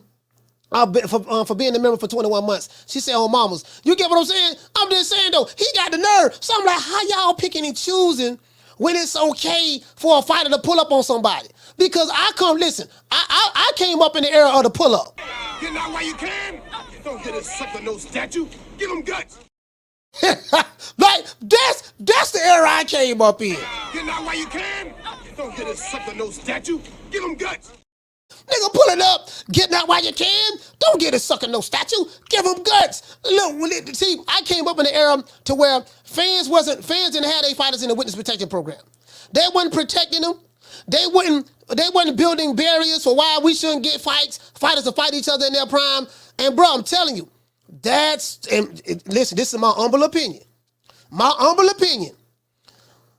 The top fighters have to fight each other when they're supposed to fight. I don't want to hear all this like this what get me with Booger Ray Leonard, right? I was listening to an interview with Booger Ray Leonard. Booger Ray Leonard say, now that Crawford had beat Spence, he said, yeah, we want to see Crawford and Boots Ennis next. We want to see him Boots Ennis next, right? But then somebody asked him about Tank and Shakur or Tank and Devin. He turned around and flipped it. Oh, no, this guy's not going to get Tank. See, Tank is on a whole nother level. Tank could destroy any of those guys. He don't need to fight any of those guys. Those guys, look, man, those guys don't bring nothing to the table. Tank is that guy. And I'm like, okay, Leonard, I get all of that. But you speaking with a forked tongue. You double speaking right now. You want one elite fighter to fight another elite fighter in one hand, but then when it comes to the fighter that you got in the witness protection program, no, we don't need to see those fights now. Now, Shakur, he's not on Tank's level, Devin, man, he's kind of chinny and, chin, and, we don't need to see that stuff there. But those other guys need to fight each other. True. No, Leonard, no, you ain't getting away with that. Shout out to LR9. Hey, okay. For dropping that quarter of a bam dub on your boy. Hey, Leroy. Super chat received. Playtime's over, boy. He said Shakur has a lot to lose in this fight. Yeah, absolutely. A lot to lose and a lot to gain. You forgot the a lot to gain part because if he wins, he becomes a champion. So he has a lot to lose and a lot to gain. You get what I'm saying? And that's what we need. We need fights like this. We need fights where it's gonna be some smoke. It's gonna be some smoke. You get what I'm saying? That's what we want. Listen, that's what it's all about. Like, bro, check this out. Hold on. I gotta do this because a lot of these I gotta do this for these new booties, man. These new booties don't understand, bro. And it ain't really their fault because they came up in the wrong era. So I can't really get mad at the young brothers. They really don't know, man. But y'all listen, bro. Putting the fighter in the witness protection program. Putting your fighter in the witness protection program don't help the fighter. Don't help the fight. Lost to Larry Holmes, Trevor Burton. Luke Catapult. Okay, that's 79. I want to show y'all this. Now I'm using this guy as an example. I'm using Ali as an example. Now I'm not comparing nobody to Ali. There's nobody like Ali, right? But don't worry about because of being Ali. Look at the top guys in the top 10 who he fought. I want to show you this here, right? Because a lot of these guys, don't understand, like, my nigga, like this, like, it has to get back to this. What's going to bring boxing back in America is going to have to get back to this. This is what it's going to have to get back to. Check this out. This Ali in the 70s. This the old Ali. This the old when he he probably was in his prime in the 60s. But this the old Ali when he came back. When he came back, he fought Jerry Quarry. Stopped him. They fought 15 rounds. Stopped him in the third. Then after that, he fought Oscar Bonavena. He stopped him in the 15th round. The 15th round. He went through hell. He went through hell in this fight. Right? Then he fought Smoking Joe Frazier. These some hell of a competition he was fighting. He lost. So he had 3 fights. He had 3 fights before he came back and fought Joe. Then he came back and fought Buster Mathis. Had to work his way back up. Then he fought on Jurgen Blinn. Stopped him in the 7th. Stopped Buster Mathis in the 12th. Then he fought Mac Foster. In the 15 rounder, right? Then he fought George Chuvalo. He's in the 12 rounder. Then he fought Jerry Quarry again. Stopped him in the 7th. Then he fought Alvin Lewis. Now look how much he was fighting. Because Ali needed money, but look how much he was fighting. 72. Look how much he was fighting. Then he fought Floyd Patterson. Floyd Patterson was old. Floyd Patterson handled business in the ring with Ali, but I'm being honest with you. But that's just true. He fought Floyd Patterson. Then he fought Bob Foster. Then he fought Joe Buckner, right? Stop Bob Foster in the 8th. Joe Buckner in the 12th, unanimous decision. Then he lost to Ken Norton. Came right back and fought Ken Norton again, beat him in the split decision. Some say that Ali even lost his fight too, right? I think Eddie Futch. Was Ken Norton's trainer, if I'm not mistaken. Ali caught hell with Eddie Futch's fighters. Then he fought Rudy Lubbers. Then he came back and fought Smoking Joe again. He beat Smoking Joe in 12. Beat him in 12, right? Then he messed around and fought George Foreman. Big George. You know what I mean? Pulled off the impossible. Then he beat Chuck Webner. Then he fought hard-hitting Ron Lyle. Then he came back and fought Joe Buckner. 15 rounder. Then he fought Joe Frazier again. A fight that he said he almost died. Right? Carla, hold on. And we can go to Marvis Hagler. We can go to Sugar Ray Leonard too. Then he fought Jimmy Young. You know what I mean? Then he fought Richard Dunn. Then he fought Ken Norton again, 15 rounder. Right? Him and Ken Norton fought 3 times. Then he fought Alfredo Evangelista. Right? Then he fought hard-hitting Ernie Shavers. Then he lost to Leon Spinks. Now, Ali was old at this time. Then he came right back and fought Leon Spinks. And then, of course, he had a no contest in his 3rd to last fight. Then he lost to Holmes. Terrible. That was a terrible fight. Ali had no business in the ring no more. Then he lost to Trevor Burton. But what I'm saying is, he fought some hell of a motherfuckers. And that's what's going to bring the excitement back to boxing. Because he didn't duck no smoke. Oscar De La Hoya, a fighter who I really wasn't that crazy about, but Oscar De La Hoya, he fought those guys in their primes. That's what's going to bring it back in America. And a lot of you boxing fans don't understand. Why y'all got these niggas who's supposed to be so good in the witness protection program, I don't know how good some of these fighters is, because they ain't fighting nobody. Carlo, what's your name when you calling from? What's up, Coach? This is Coach Eddie from the ATL. What's happening, brother? Coach Eddie, talk to me. Yes, sir. Good topic today. Like you say, this is a very dangerous fight for Shakur Stevenson, and I know how you always say I'm gonna give you Friday's headlines today. Shakur Stevenson exposed. But he's gonna win the fight, but it's not gonna be easy, and that's gonna give all the rest of them turkeys a reason to duck. They can be like, well, see, he didn't do good against De Los Santos. He's supposed to blow him out, so he don't earn the fight with Tank. You see that's what Booger Ray Leonard gonna say. Yeah. I mean, that's Booger Ray, and to be fair, Booger Ray is supposed to say that because he's supposed to protect his fighter. He's supposed to protect his fighter at all times. I get that, but this is the thing, right? It's not supposed to be easy. And see, this is the problem with today's boxing fans today. Oh man, he didn't. And listen, if Edwin De Los Santos is an elite fighter, like I know and believe he is, and Shakur Stevenson is an elite fighter, like I know and believe he is, it ain't supposed to be easy. It's supposed to be tough. It's supposed to be hard. You're supposed to face some difficulties. Now, if you destroy this guy, that's a great fighter, then that just shows me how much of a greater fighter that you are. Doesn't mean this fight ain't good, but it's not supposed to be easy. If you use, oh man, he was supposed to did this and that guy, and that's why we don't need to fight him. If you use that as an excuse, then goddamn, again, Booger Ray Leonard is supposed to say that, but bruh, it ain't supposed to be easy. That ain't supposed to be there, but you know how these fans is and these boxing channels, the first thing they want to say when the guy get into a tough fight, exposed. Man, it's a fight, man. That's why they call it a fight. If it's an easy fight, they mean you fighting a can. Now, if you want, you gonna look good every time you fight a can, but you get in there and fight a quality opponent, it ain't gonna be easy. No, you gonna have to fight the guy. Yeah, you gotta fight. That's their main talking point. Oh well, you know he's been life and death for this guy, so he don't deserve no shot with.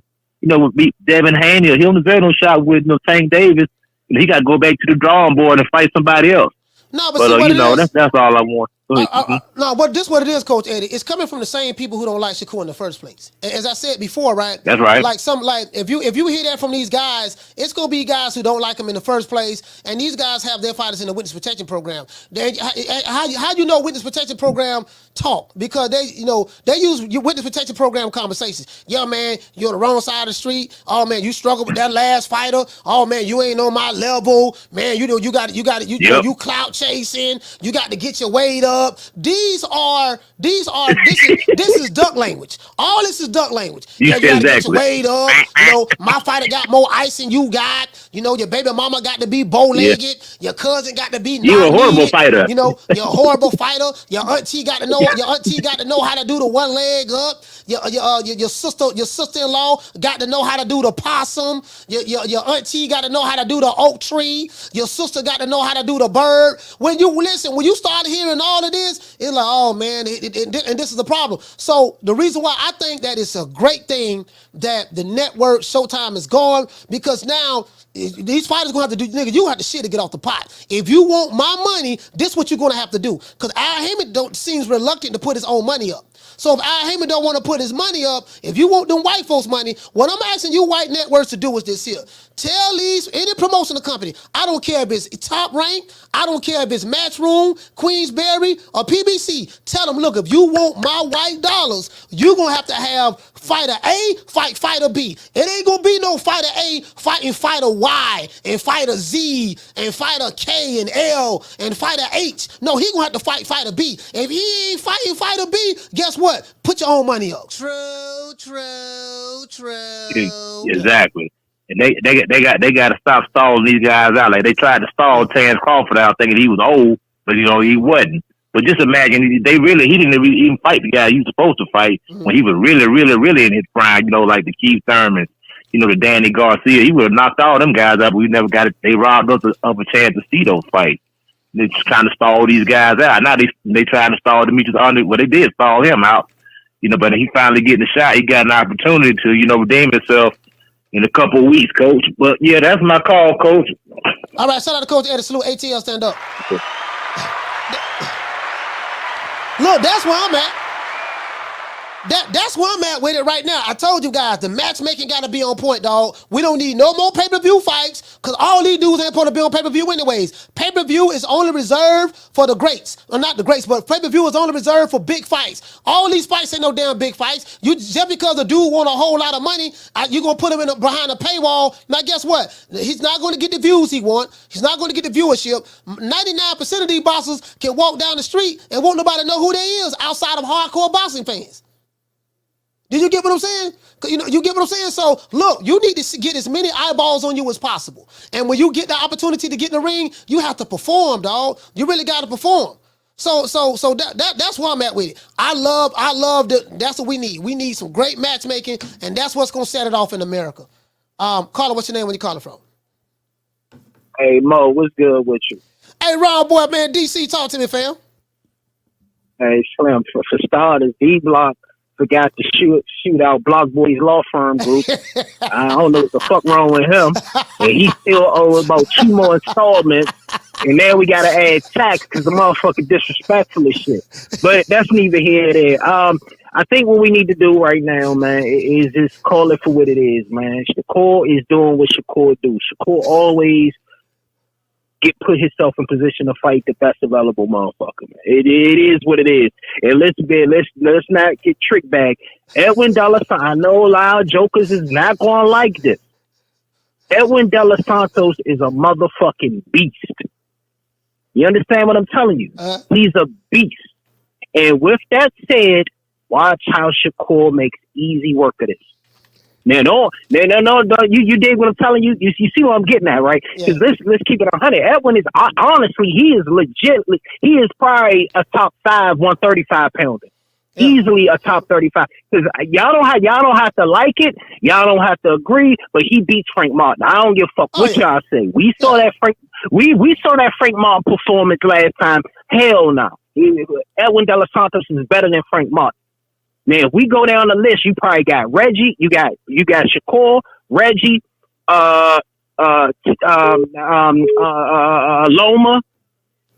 We give you William Zepeda, and then you got Edwin De Los Santos. Who am I lunching? I'm on point, right? Yeah, that's man, about right, right? Yeah. All of them you just named some hell of a fighters, absolutely. Yeah, so we put Edwin De Los Santos at 5, 6 at the lowest.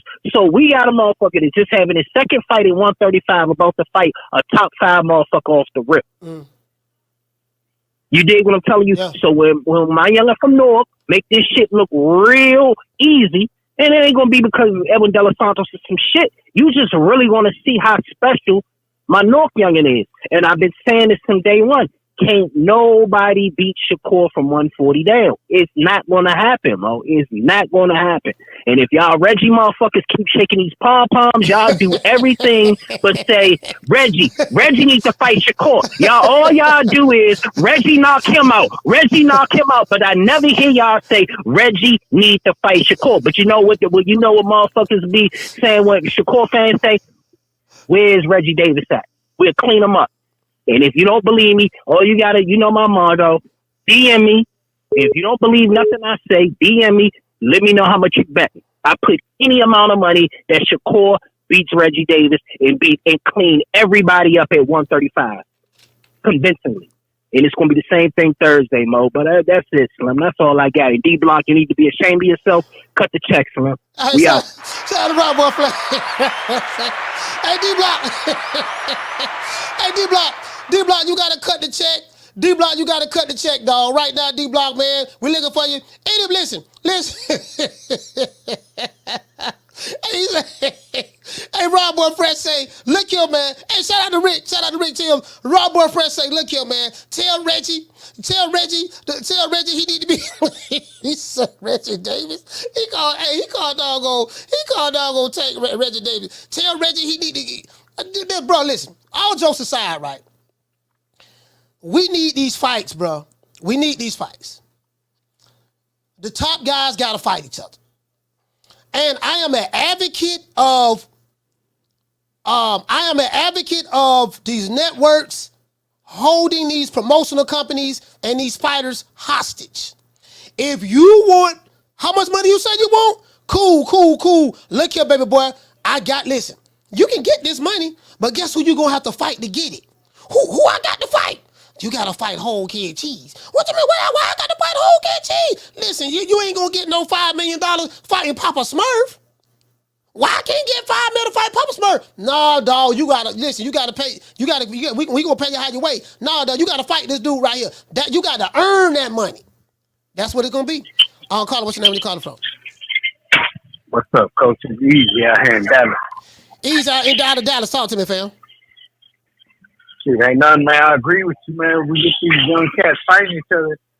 That's how we get these trilogies going. Like, you know, them Barrera Morales type fights.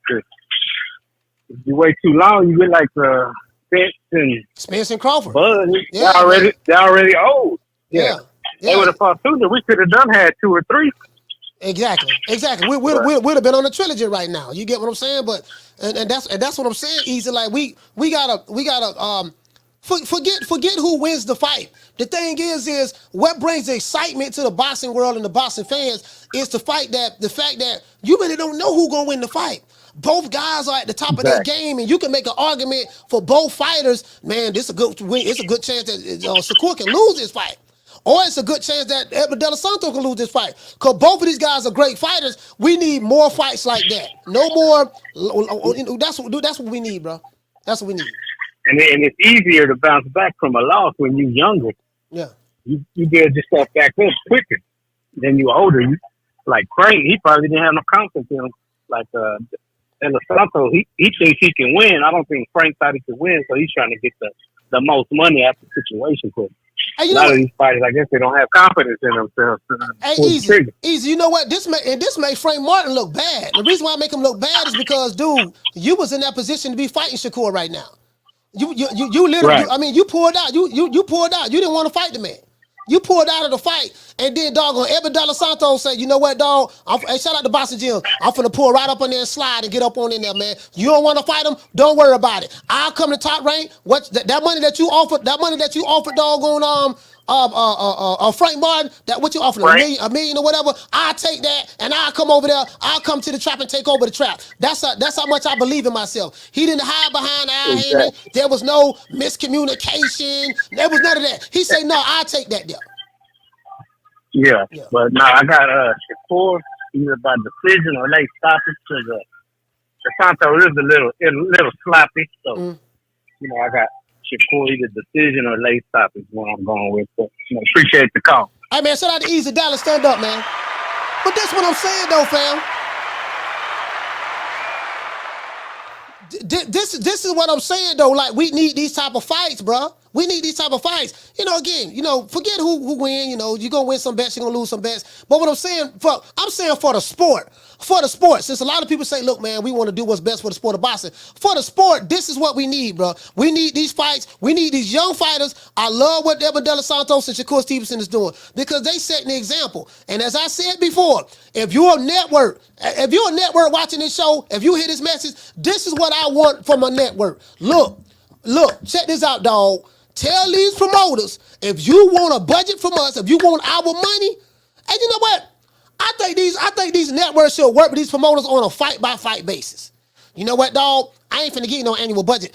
If I give you an annual budget, these are the type of matches I need to see. We need to do the matchmaking. Okay, we can't do the matchmaking? Fine. Let's do some short-term deals. Let's do short-term deals, and then we can keep reeing up after the second or third fight. We'll do a 3-fight deal with you, and we'll see what that look like. Okay, that right there shaking like booty meat, so we can't go back and re-up no more. So if you want this type of money, let's do some short-term deals. I don't think no network should be giving a promotional company a long-term deal.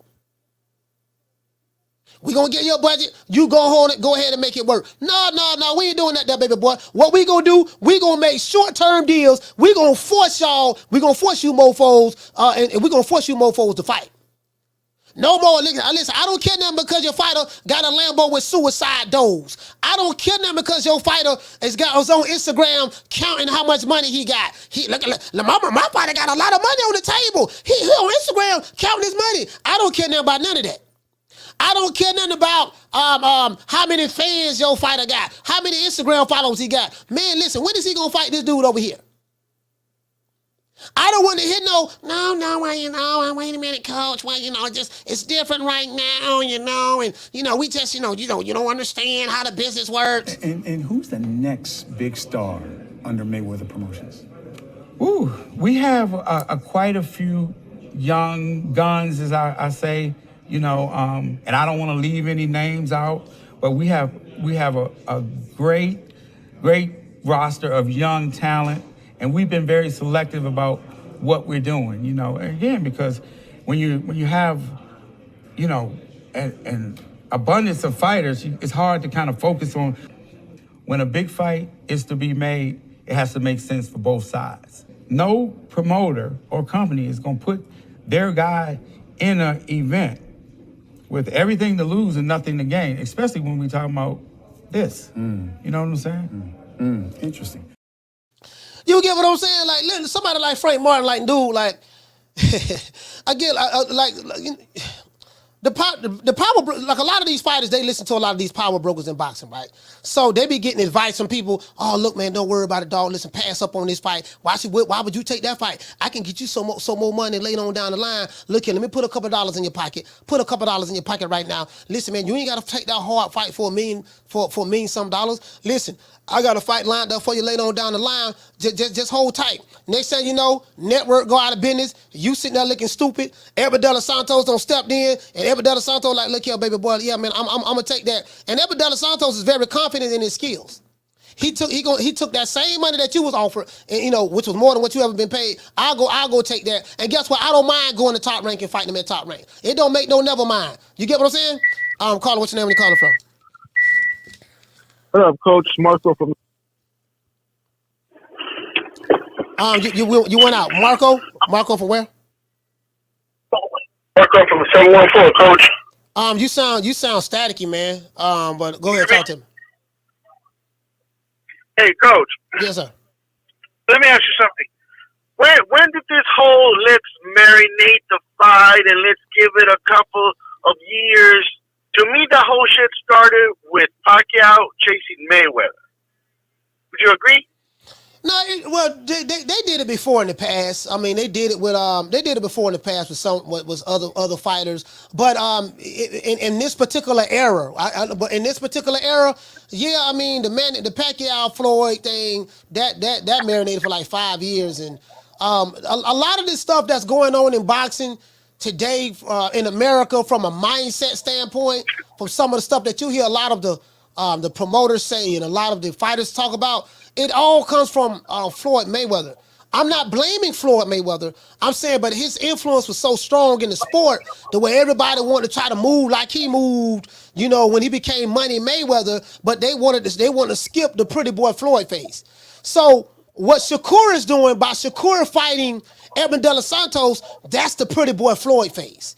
What Devin Haney is doing, fighting Vasily Lomachenko at such a young age and fighting Regis Prograis, that's the pretty boy Floyd phase. You have other fighters, they don't want to go through pretty boy Floyd phase. They want to just go straight to the Money Mayweather. We got to let it marinate, and you don't bring nothing to the table. You get what I'm saying? So that's what's going on. Because I'm gonna tell you, Coach. I can't hear you, man. Marco, I can't hear you, bro. Word team coming around. Oh, my bad, Coach. I said I started watching boxing, Coach, or early '90s, and for the life of me, I can't remember nobody ever throwing that word around. I can't remember anybody ever saying, "Oh, well, Chavez is not going to fight Meldrick Taylor because we need to let him marinate." Fuck no. I can't remember when, Chavez is not going to fight Pernell Whitaker, because he's on the other side of the street. So I agree with you, Coach, when you say, you want to put every fight on pay-per-view? Fine. But give us the quality worth it. Make me say, you know what? I spent $80 on that shit, but goddamn, was it a great card. Yeah. And you know what I mean, Coach? Yeah. And I think... Go ahead. No, go ahead. Sorry about that. No, go ahead, Coach. I got you. No. What I was saying was, I'm just saying for me, man, like that's what's going to bring the sport back.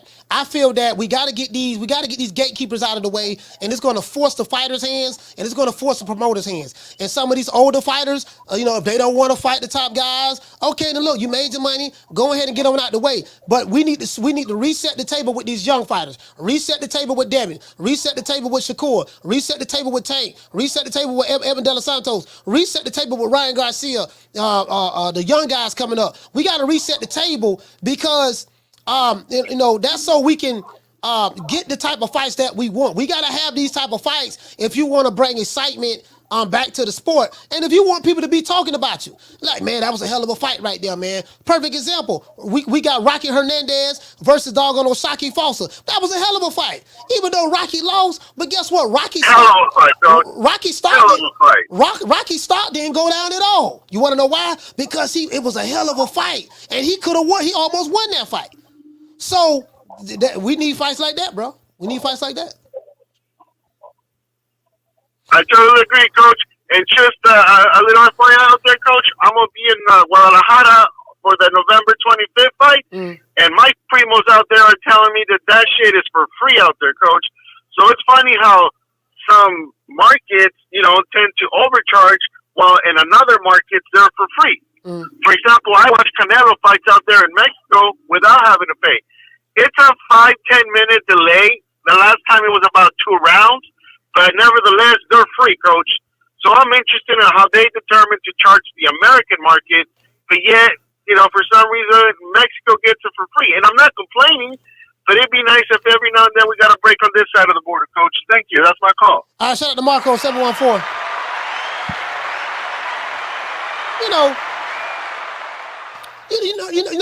You get what I'm saying? So that's why I'm saying, fam, that it's not a bad thing. I don't look at it as a bad thing. Shout out to Square Circle. Hey, okay. We're dropping that quarter of a bam dub on your boy. Hey, Leroy. Super chat received. Playtime's over, boy. Square Circle say fans need to give De Los Santos his props. His credit, even if he loses the fight. Sadly, fans will call him a bum to push a narrative. Yeah, see, Carla, hold on. This was going to happen. There's a good chance that Edwin De Los Santos could win this fight, right? So Shakur knows that this is a dangerous fight. He's going to have to fight very, very carefully and tactical. You get what I'm saying? But I'm going to say this. What happens is, because you have fans who don't like Shakur, so their narrative is going to be, Shakur. If Shakur wins, he ain't fought nobody. Edwin De Los Santos was... I'm not saying all, but Edwin De Los Santos was a hype job. He really wasn't that good and this and that.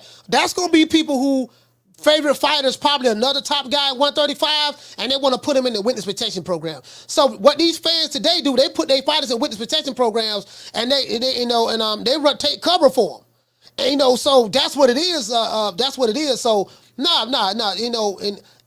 these top guys got to fight each other, and that's what happens. Irregardless of who wins the fight. That's how it's supposed to be. That's what brings excitement to the sport. That's what make boxing what it is. The level of competition. You get what I'm saying? The valiant effort that you put up in the fight. People gonna remember that shit. You're gonna get a lot of fans on that. And guess what? When you take those type of fights, you're gonna get the money gonna follow. You're gonna make the big money now. Oh man, did you see? We know when this dude get in the ring, he deserved to get paid that type of money that he want, because we see the effort that he's putting up in these other fights. You get what I'm saying? That's how you get paid. These niggas want to be Money Mayweather, but don't want to go through the pretty boy Floyd phase. Carla, what's your name? Where you calling from? What's up, Coach? It's D-Block 2 times. D-Block 2 times. Talk to me. My brother, I laid the foundation.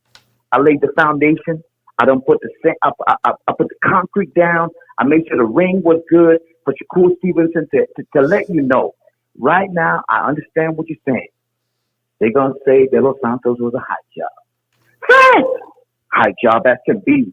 When you look at De Los Santos' record, Coach, it means nothing. You look at it, and I don't see nothing out of that. The guy ain't nothing. Do you know who he lost to, Coach? Talking about De Los Santos? De Los Santos lost to William Foster. He lost to undefeated guy. Yeah. And guess what? That guy that beat De Los Santos just lost. I think he lost November 4th. He lost, Coach, majority decision to Henry LeBron, another undefeated fighter. De Los Santos, I'm telling you right now, Coach, I'm giving you facts. He is everything that you want to say, whatever you want to say. Hype him up, bring him up, tape him up, whatever you want to do. It's Christmas. It's almost Christmas. Give a gift. Tell everybody he's the greatest shit since Muhammad Ali. De Los Santos ain't nothing but a hype job. I'm calling to myself. Just like Inouye destroyed Fulton, Shakur the Great Stevenson will not. There will be no threat in that fight. I'm telling you right now, Coach. You know why I'm going to see that? Because I want Tank Davis. He's going to look at that fight, and he's going to know he got a credible king in the ring that's going to make him look silly when they fight. Because we already know bobblehead can't fight a real legitimate threat.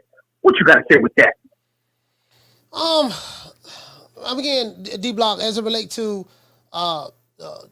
Tank, you know, I know you call him bobblehead, but he's not making these kind of fights. He's not going to fight these kind of fights. That's just what it is. You know, I ain't got no faith in Tank doing any of this stuff at all. I think what we have to do, we gotta respect the fighters like De Los Santos, respect the fighters like Shakur Stevenson, respect the fighters like Devin Haney, respect the fighters like Regis Progrades and stuff like that. The Lomas, the fighters who are making the tough fights. We are in the era now, D-Block, to where the fighters who are putting in the work, making the tough fights, they get shitted on and defecated on and talked bad about. They get dissed. And the fighters who don't take the risk, who ain't fighting the top guys, they get praised. And because, you know, in today's time, it's a popularity contest. And I'm like, bro, y'all don't understand how happy I am that Showtime is done after this year. Because it's gonna squeeze the pot. If the money is getting dry in the sport, the boxing ain't going nowhere. They're always gonna make more money. But because we are in a different time, in a different era, we are going into 2024. We can't use 1950s tactics in the 2024 era.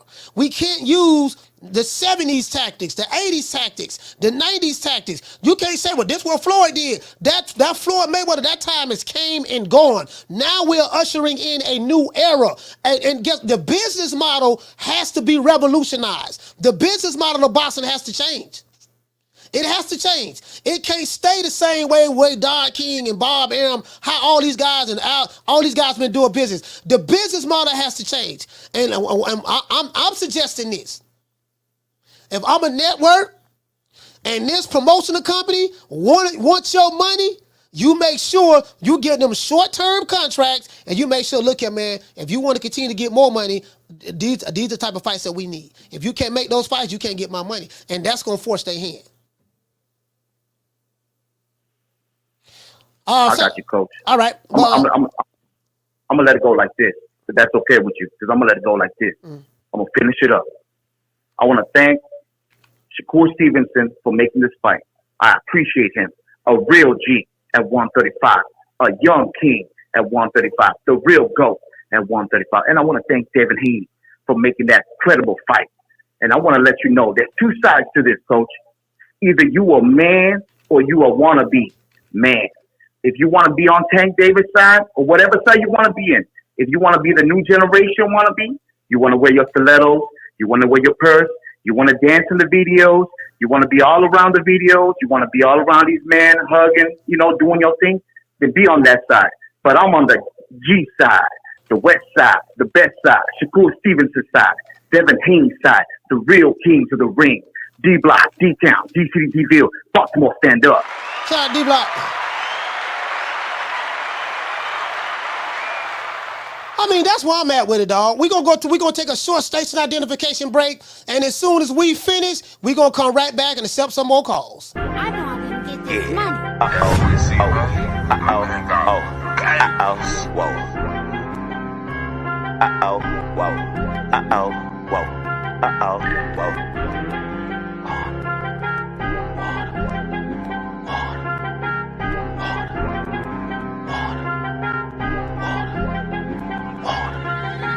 Talking water,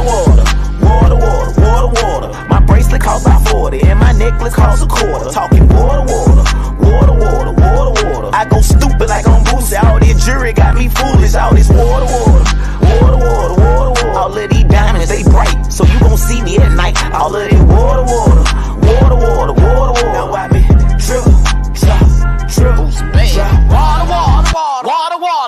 water. When your daughter see this water, she gon' let Boosie record. Them little niggas in the A, they making deals off the wall. Caller, what's your name? Where you calling from? Damien from Baltimore, man. Damien from Baltimore. Talk to me, fam. Y'all gonna stop slandering my guy's name, man. No, that's D-Block. That's D-Block slandering. I ain't slandering on Tank name. That's D-Block. Hey, but no, on some real, man, it's the network's fault, man. The whole problem with this shit is everybody been getting overpaid, and then you want to get mad at the boxer because they're gonna give him $1 million a fight that we know he's gonna win, as opposed to he probably only should have been getting the $300K for the tough fight. But I mean, that's the market. That's the market that was set, and like you said, we definitely had to reset the market for sure.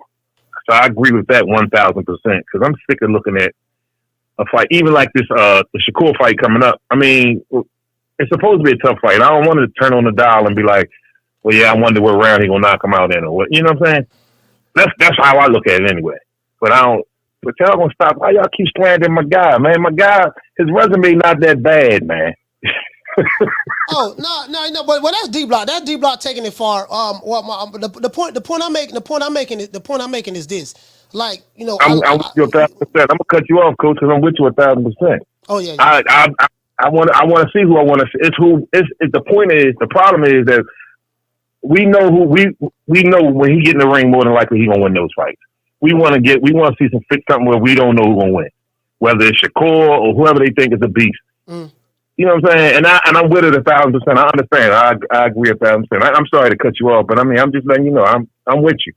I'm just saying y'all got to stop slandering my guy, though, man. I can't let y'all keep slandering West Baltimore like that. I'm not standing for it. Hey man, listen, that's D Block. D Block talking about stilettos and purses and earrings and all this stuff there. That's D Block, man. I'm just saying.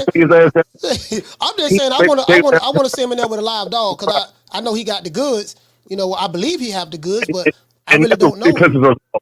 That's what really pisses us off, because we believe that we see something, but we want to be when it's proven.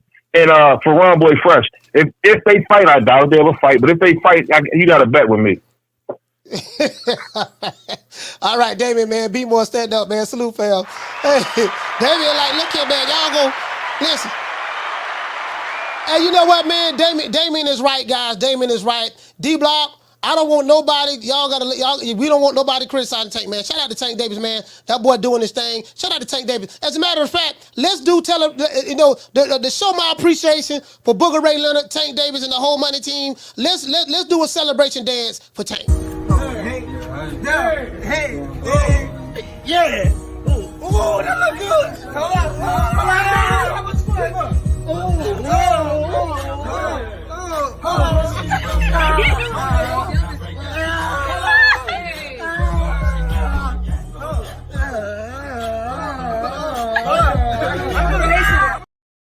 You know, we just dedicate that to Tank, man. That celebration dance for Tank, man. Tank been doing his thing in that video. Caller, what's your name? Where you calling from? Martin from Jersey. Yeah, Richard Hitchens looking mad suspect in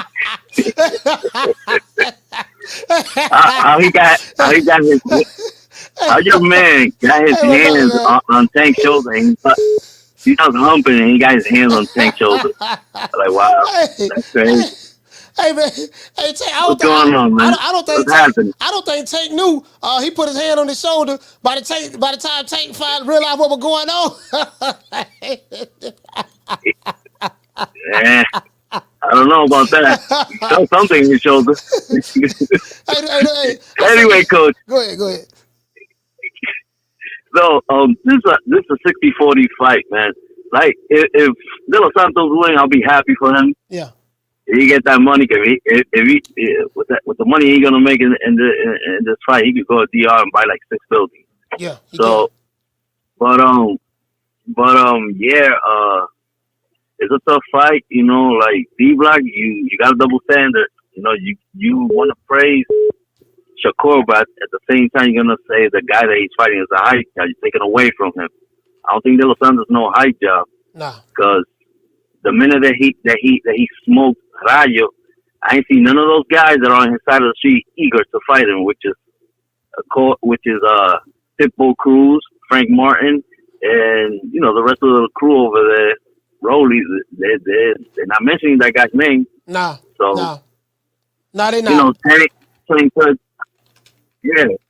And then D Block, man, like when we talk about somebody else, let's not bring up Tank. You don't have to bring up Tank every day. You know? Like he really hates that guy. Like I feel the same way about Tank. You're not fighting, you know, the guys that you want to see him fight, but you know, come on, you can't be mentioning the guy every second. We talking about Shakur today.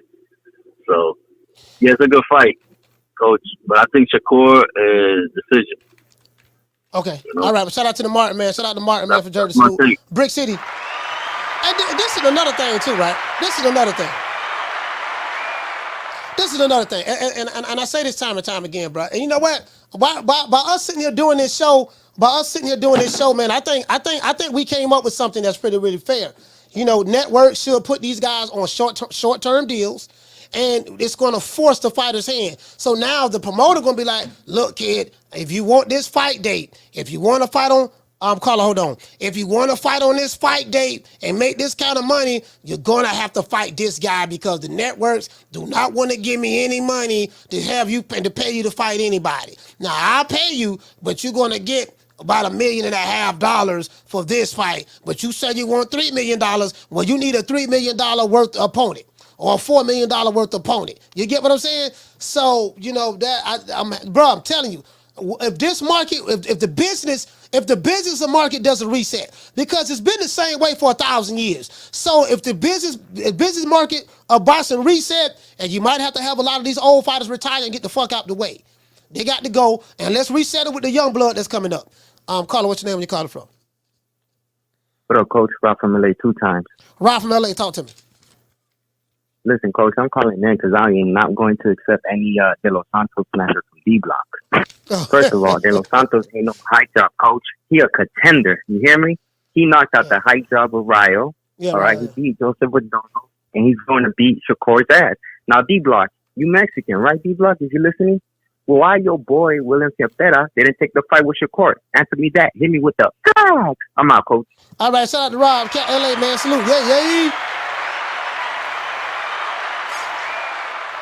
Hey, yeah, you know what? Hey, shout out to Swat Jones. I think that's what we gonna need to do, fam. I think we got to get these old niggas off the block. These dudes has been around a while. And again, quite a few of these older fighters, I like them, but I don't think that we're gonna be able to reset the market with the old fighters that's still around, because those old fighters are caught up on, no, man, but this what I was used to getting paid, and no, man, you got to pay me this, and you know, this what I made last time. And like Bob M say, again, I don't agree with everything Bob say. Kid, I'm telling you, kid, things are different. You're not gonna get the type of money that you want fighting a whole head cheese sandwich. Yep, that's right. I'm running things. Cream corn. That's why they call me that. Smooth. I got more measure for your pleasure. Stick with me, baby. I'll have you farting through silk.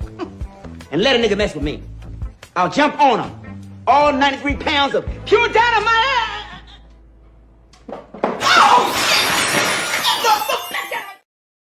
Carla, what's your name when you're calling from?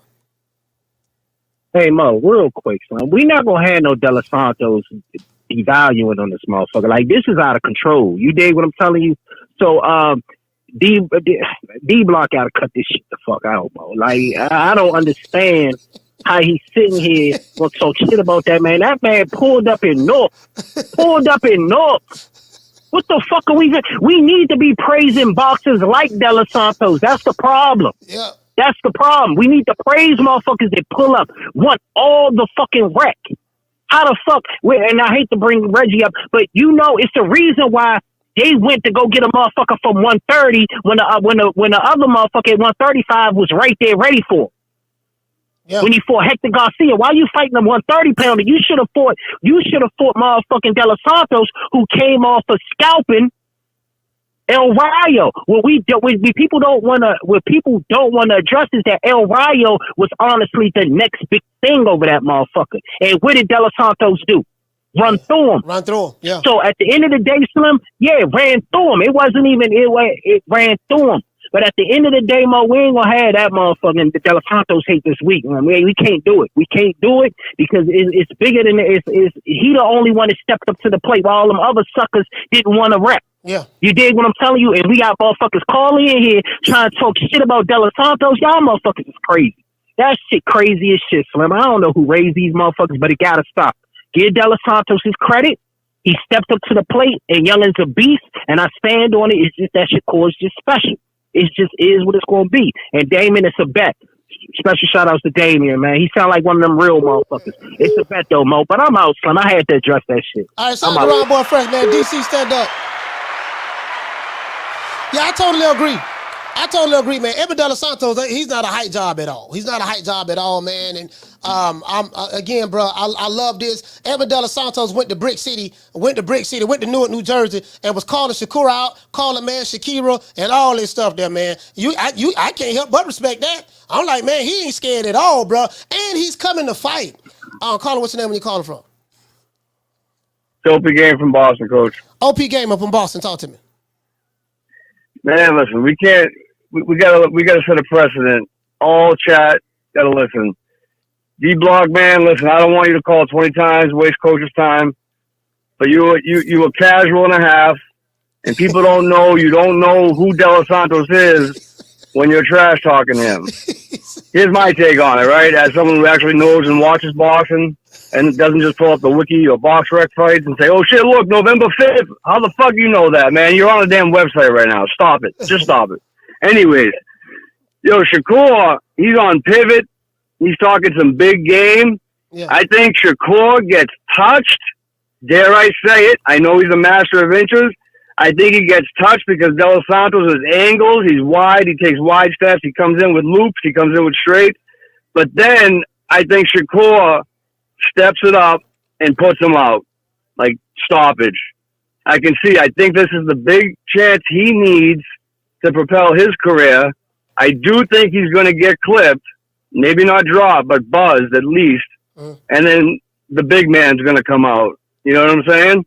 That's how I see this fight, Coach. That's all I got for you, though. Shout out to OP Gamer, man. Boston, stand up. Yeah, and listen, bro, listen. Let me tell you something, man. The more all of us on here talking and you guys calling the show, the more I'm convinced that we got to get these old dinosaurs out of the way in boxing. A lot of these old guys, you made your money, you're doing good, you know what I mean? But now it's time to go because we can reset the table with the new fighters.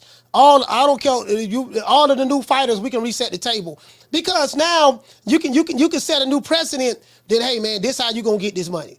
To let the good time roll, those days are over with. That you getting paid a whole lot of money to take a least amount of risk, those days are over. That's what destroyed it over here in America. That's why Showtime went out of business.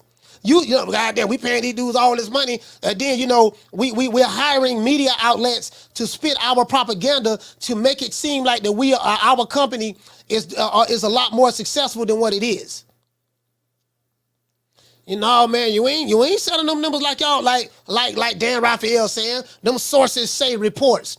And see, this what it is, right? But that's the politics of boxing works like this. A lot of these guys, like these networks, promotional companies and stuff like that, especially the promoters, like they have different media outlets on payroll. So whether it's favors or whatever the payroll, whatever the compensation may be.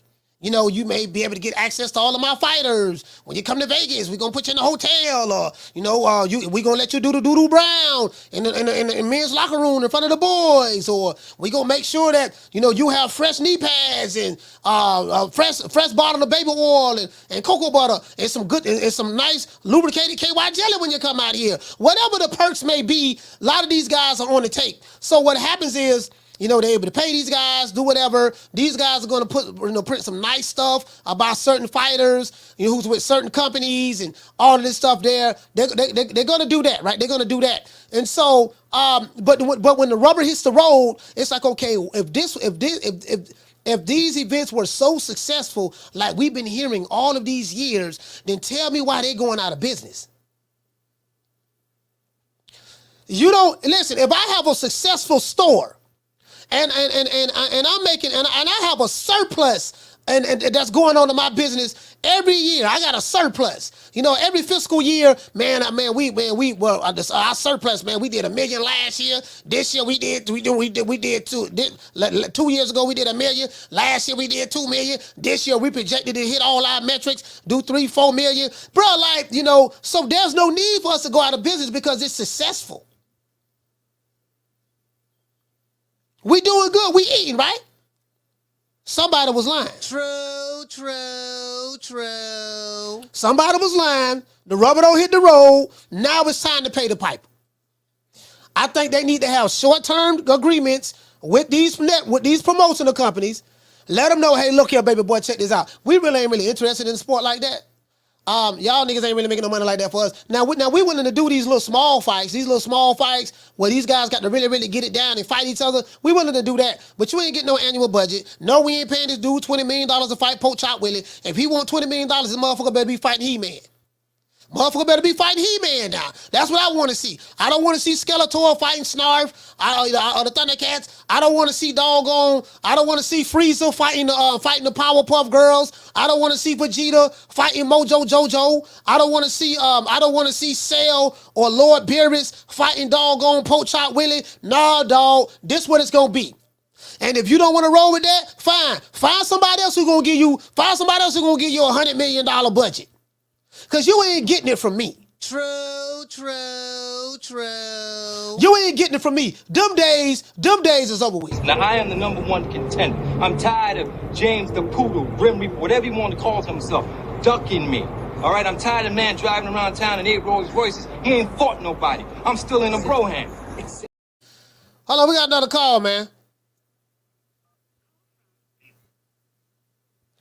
See this here. Caller, what's your name when you call the phone? What's up, Coach? It's D-Block. 3 times. D-Block, boy, goddamn boy, you listen. Listen, D-Block. D-Block, listen. I specifically told you when you called the first time, I said, D-Block, the phone call comes with stipulations. You just got our probation. And then I said, listen, when you call, you got to call and hit your points, right? You can't be filibustering. Yeah. That's one. And then damn right. I say, you can't call no more than 2 times. This is your 3rd time, D-Block. You just got our probation yesterday, and you violating already. I thought today was free day, Coach. I thought tomorrow I caught 2 times. But today, okay. You talking about I tell you what. You get a pass. I'm gonna tell you why you get a pass on the 3rd call. You get a pass on the 3rd call. Hold it, guys, because I don't want nobody thinking I'm capping for you. This brother right here, Dr. Tony from the DMV, he gave $5. He said, I'm buying D-Block a hall pass, a free call. So D-Block is on probation. You allowed to call the show 2 times, no filibustering, but this brother did give him a hall pass. So that's your 3rd call. Go ahead, D-Block. Thank you, Coach. I appreciate that. And I want to thank everybody that made this happen, especially my lawyer. I want to appreciate them. I don't want them to think that I forgot about you. I'm going to pay you. You know, money kind of short right now. I just got out of jail. So to all the people out there that calling the show and for all the chat with all the hate, bring it. Keep on bringing it. Because they said the same shit about Fulton, what he was going to do to Inouye. That he was going to go in there, be a black slick boxer, go in there and destroy Inouye. And what did I say? I said, Inouye, we on different levels here. So I don't know what y'all think. Shakur Stevenson, yes, we got to give the other guy credit for picking up the phone and saying he want to fight Shakur. Of course, I appreciate that we're going to have a fight on Thursday night, a real fight. I'm not saying that this guy ain't shit. I'm just saying there's levels to this. Wake the fuck up, my people. Don't be surprised if Shakur Stevenson knocks him out in 10. That's all I'm trying to say. The same thing Inouye did to Fulton when everybody in the chat was saying Fulton was going to go in there, be a slick black fighter, knock him out or beat him up or do whatever the hell he wants. I'm telling you, right now, read my lips. Shakur Stevenson is going to make every one of y'all that saying De Los Santos is a real threat. He's going to make him look levels below him. That's all I'm saying, Coach. What you got to say with that? This is what I got to say. Shout out to D-Block. Dallas, stand up. Your phone call is over. That's what I got to say. Damn, D-Block. Yeah. As a matter of fact, it is what it is. Who you think he is? DJ Quick? No, I ain't saying Kid Capri? I didn't say that. Oh, you must be Jimmy Walker. Blue, you ain't nothing. You don't deserve nothing. You don't get nothing. You get what I give you. I got a contract between me and you that say you do what I tell you to do. Therefore, shut the fuck. Don't say nothing. Don't speak to me. Don't look at me. I tell you something. Money, you know, I just say, Blue, if I raise up, gonna be trouble. Trouble. I'm walking off. We're gonna take a short station identification break, and when we come back, we're going right back to the phone lines. About you. And ever since that first night, it seems like I've been going crazy.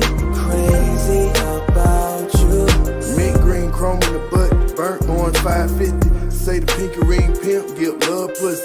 Seafood, big pool, make your girl look. Backwoods, big grill, watch the chef cook. Talk slow, big smoke in the moonlight. Knock your doors down, shout it till your mind right. East Point, Fulton County, where a nigga from. Got love.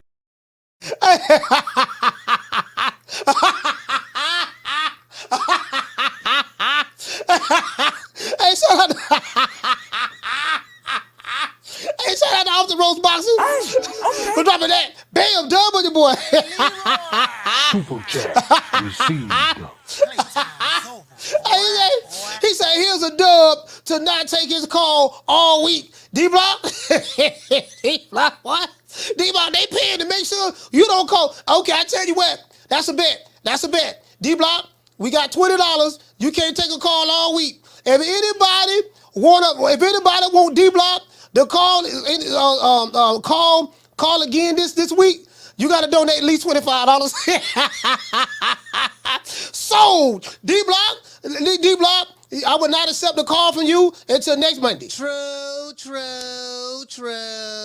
Hey man, you know what? Hey, listen, man. Listen, man. I gotta do what the people say, D-Block. I do this for the people, by the people, other people, because we come from the people. We love the people. We can't go against what the people say. The man is paying $20 to make show, not sure, show that you don't call back for the rest of the week. Down from the bar, there's a platform stage. People pimping, sharp as razor blades.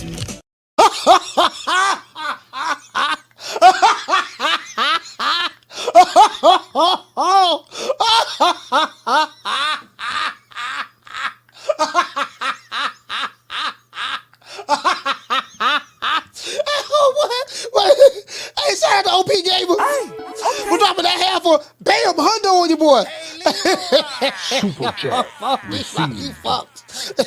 D-Block, you fucked. Hey, D-Block, it's over for you. It's over for you, D-Block.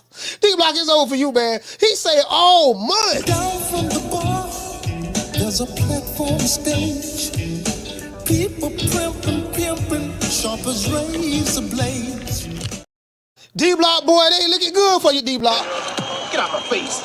Don't need nothing you got no more. Don't need no hair's been messing in my corner. And you better get that bad look off your face before I knock it off. D-Block, boy, oh, boy, oh, Lord have mercy, boy, D-Block, I do not know what to say. Shut that soft-ass shit up. And the best man Shut to that win. soft, that's some soft-ass shit. Shut that soft-ass shit up. All that soft talking. I know you can do it, man. You got to, man, shut that soft-ass shit up. Boy, D-Block, boy, I don't know what to say, boy. God, dude, Lord, D-Block, boy, you don't piss some people off, D-Block. D-Block, boy, they donating to make sure you don't call back for the rest of the month, boy. D-Block, boy, I told D-Block, I say, D-Block, when you call back the first time, I say, D-Block, these calls are coming with stipulations, right? So we did have somebody that put a 5 spot for you. They did buy you a pass. They did buy you a pass, D-Block, to let you call a third time. You was allowed to call 2 times, no filibustering, none of that stuff there. But now you don't have 2 donations back to back. A dub and a half a hundo. They don't even want you to call back for the rest of the month. True. D-Block, we gonna find out how much the people love you now. And do y'all really love D-Block? Do you love D-Block enough to put some bread on his books to make sure he can call back call back later on in the week? Fuck you all rolling up on for, cuz. He must don't know. He can't know. Huh? He can't know. Is anybody gonna put any money on D-Block books? True. I'm just saying, is there anybody that's gonna put some money on D-Block books? Boy, D-Block, boy, you done pissed off some people, boy. D-Block, boy, listen, D-Block, you don't motivate it. Goddamn. Here come old Captain Saverhole. Goddamn, Bless coming through saving these hoes. Here I come to save the day. Old Captain Saverhole. Oh, goddamn Bless. Bless got to come through. Hey, shout out to Bless. Hey, okay. For dropping that. Bam, dub on your boy. Hey, Super chat received. He said, D-Block, stall him out, baby boy. That's a dub for D-Block. All right, D-Block, you got a dub.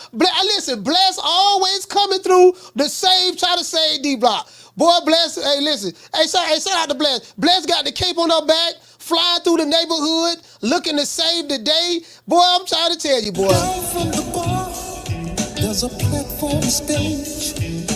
People pimping, sharp as razor blades. Hey, shout out to Rod, dropping that $2 super chat. He said, add 2 more days after the month is done, coach. Hey, look here, man. Boy, D-Block, okay, D-Block. So you got 20. You got 20 that canceled out the other 20. So we gonna see what D-Block, boy. Listen, the tenderonis are the only ones who like you, D-Block. I'm gonna be honest with you. The tenderonis are the only ones who like you, D-Block. I don't think none of the dudes like you. True. Hey, D-Block. D-Block, I don't think none of the dudes like you in the chat, D-Block. The honey dips are the only ones who like you, D-Block. For real though. Hey woman, listen here. Since your old man ain't got no heart, maybe you'd like to see a real man. I bet you stay up late every night dreaming you had a real man, don't you? I tell you what, bring your pretty little self over to my apartment tonight, and I'll show you a real man. Hey, shout out to Off the Ropes for dropping that. Bam, done with you, boy. Super chat received. D-Block. He said, here's a dub to counter Bless. Bruh. D-Block, what he do? Oh my God, D-Block. Down from the bar, there's a platform stage. People pimping, sharp as razor blades. Boy, I'll be damned.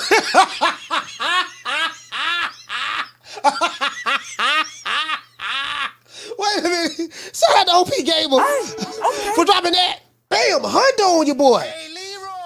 Super chat received. Playtime's over, boy. OP Gamer say till 2024. Sit down, food and Bless. He say Bless been trying me all year. Oh boy, I'm trying to tell you. Hey, this remind me of a conversation OP that big Rolly Romero had with Booger Ray Leonard. Oh, Rolly, what's going on, buddy? Hey, look. Oh, my God, look, man. Crown cake good, man. Man, crown cake so good, man. Crown cake, man. Put some salt, pepper on here, man. Man, crown cake good, man. Look here, man. Next time I can do name D-Block and Titanic, man. You know, I say I pull fight neck, man. But, you know, he be ducking smoke. And everybody paying money to keep him fighting me, man. Man. Oh, Rolly, don't worry about D-Block, Rolly. You know, he's just from Dallas, you know. And I don't want to leave any names out, you know. But don't worry about D-Block, Rolly. You know, he's trying, you know. A lot of the guys in the chat, they're hating on him. D-Block does have the honey dips and the tenderonies, but it's just too much for him. You know what I mean? He really can't handle it. You know, don't worry about it, Rolly. I'm going to get that fight with you and him. You know, I can handle it, man. You know, I just want what's best for sport boxing, man. I want best for sport boxing, man. Man, come on, man. You saying, man, man, you told me I'm a star. I'm a star, Leonard. You get what I'm saying? So, man, goddamn D-Block, boy. But D-Block, you know what, boy? I got to do something special with this. Down from the bar, there's a platform stage. People pimping, sharp as razor blades. Well, D-Block, look like we won't be taking your own call for the rest of the year, D-Block. So what we gonna do? We gonna dedicate this song to D-Block. We gonna dedicate this song to D-Block. At the end of the day, you know, shout out to my dog D-Block, Dallas, Texas, stand up. But D-Block, we're gonna have to dedicate this one here to you, man. Shout out to D-Block. Ain't no sunshine with D-Block gone. Sunshine when Tank's gone. I'll smack the shit out of him in front of everybody. Only dark times for you. I mean, just throw Haney's name in the hat. There is no fucking hat. Ain't no sunshine when Tank's gone. I don't play them type of games. Leonard L.B. Why you always talking about me? Did you fucking learn your lesson from that? With AJ? Ain't no sunshine when Tank's gone. I'll knock that motherfucker's hole out. Period. Only dark times for you. There ain't no hats to throw nothing in here. We're running a fucking business. Ain't no sunshine when Tank's gone. You fucking idiot. Leonard L.B. Why you always talking about? Hey, shout out to Swat Jones dropping that $2 super chat. He said, D-Block, don't take it personal. He said, D-Block, don't take the $2 personally, champ. And you know, that remind me of doggone, Jermaine Jackson. Don't take it personal. Take the bitter with the sweet. Easy come, easy go. Easy come, easy go, baby. Easy come, easy go, D-Block. D-Block, don't take it personal. Hold on, let's see what Bless talk about. Shout out to Bless. Hey, okay. We're dropping that half a bam hundo on you, boy. Hey, Leroy. Super Jack. Receive. Boy, you know what, man? You know what, Bless? Bless got a lot of love for D-Block, man. Bless got a lot of love for D-Block. You know, you know what I noticed? All of the tenderonis like D-Block for some reason. I don't know why the tenderonis like D-Block. You know, we got some of the beautifulest women and on the YTBC on here. You know, that's subscribed over here. Why all the tenderonis love D-Block so much? Shout out to Bless. Dropping that half a hundo. She said, leave D-Block alone. Y'all stop hating on baby boy.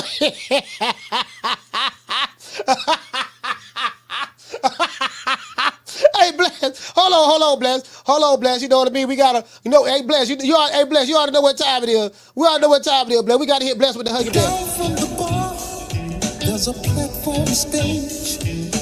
People pimping, sharp as razor blades. Man, god dang, boy, D-Block. Hold on, Eric Grimes say because he's a simp. That's why.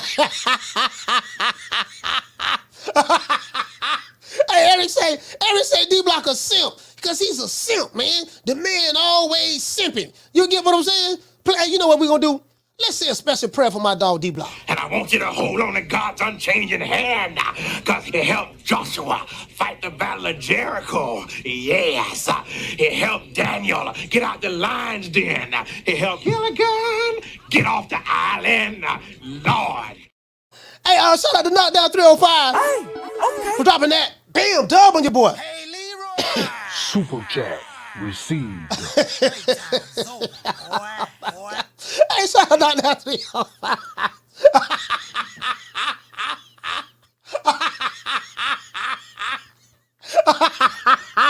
Hey, boy, y'all killing me. Today. He say, you know I love you, Bless. But nah, sis. Okay, Dade County riding for D-Block. Dade County is riding for D-Block along with Bless. Down from the bar, there's a platform stage. People pimping, sharp as razor blades. All right, then, I thought all the fellas didn't like D-Block. Okay, Dade County ride for D-Block. Hey, shout out to Demond Western. Hey, okay. We're dropping that half a bam dub on your boy. Hey, Leroy. Super Jack received.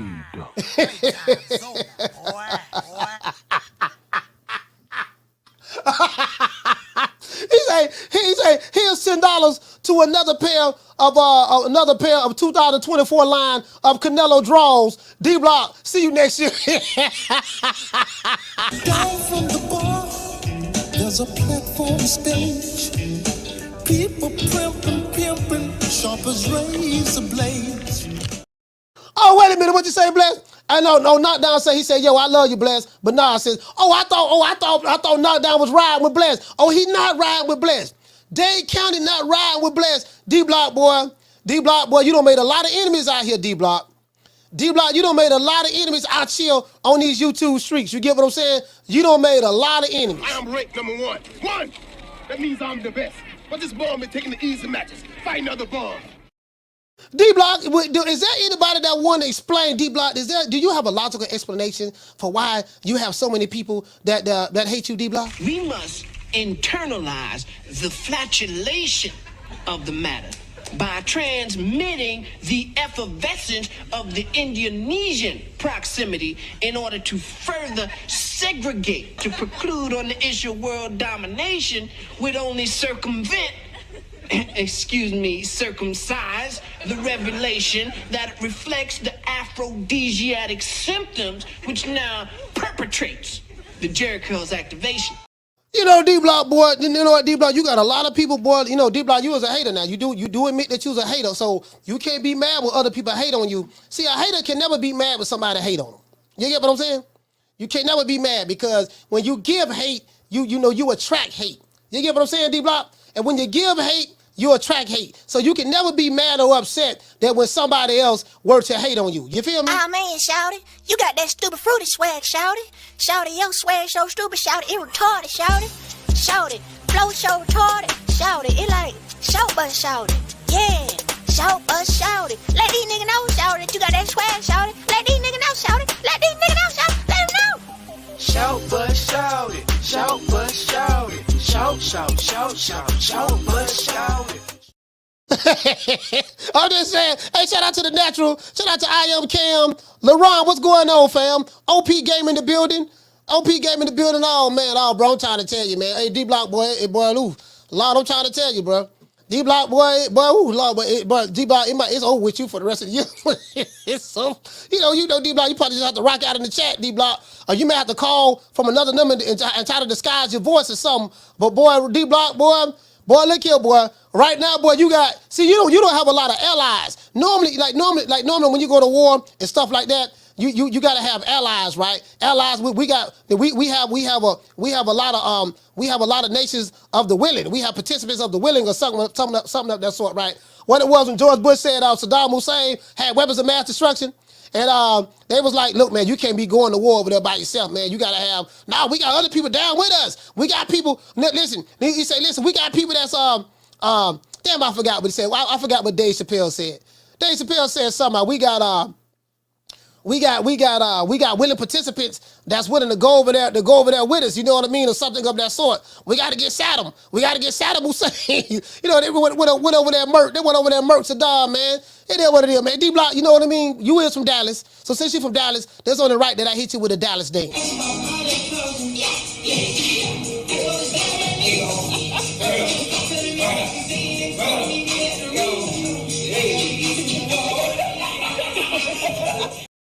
D-Block, you know what I mean? Put that Dallas dance on you. D-Block. You feel me? I don't even play, nigga. Wakanda, bring your ass over here, nigga. This what I'm gonna do to you. Oh, Lord, no more. I just kicked Wakanda in the face. Oh, hit him in the stomach. Oh, Lord. Kick him, slap him. Kick him again. Oh, Lord, I'm beating Wakanda ass. What you gonna do, Wakanda? You want some more? Oh, Lord, hammers. Go up on him. Bam. Catch him in the neck. Ah, Lord, Wakanda is dead.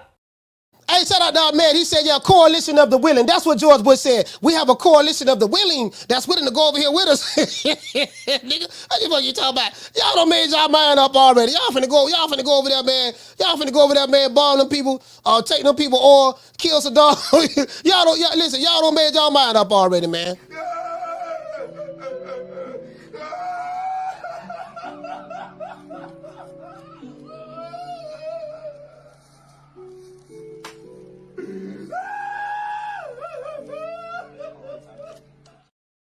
D-Block, you know what you're going to have to do, D-Block? You're going to have to get with some people and collectivize. Now, I run every kind of bitch, every kind of place, and I know one thing.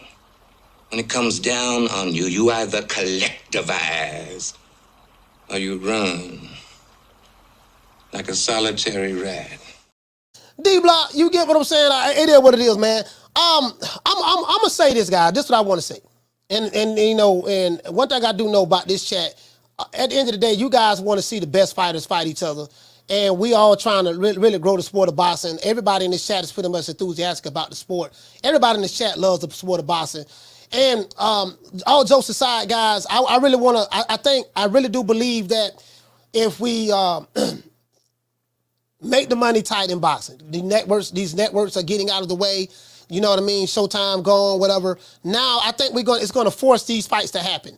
I think if Frank Martin had a chance to do it all over again, he probably would have took that Shakur fight because he probably didn't know. Maybe he did. I don't know that Showtime was going to leave, and we don't know. He doesn't know when is he going to get another fight. And so now what it does is, I'm anxious to see. I'm anxious to see exactly, what Al Heyman is going to be able to do.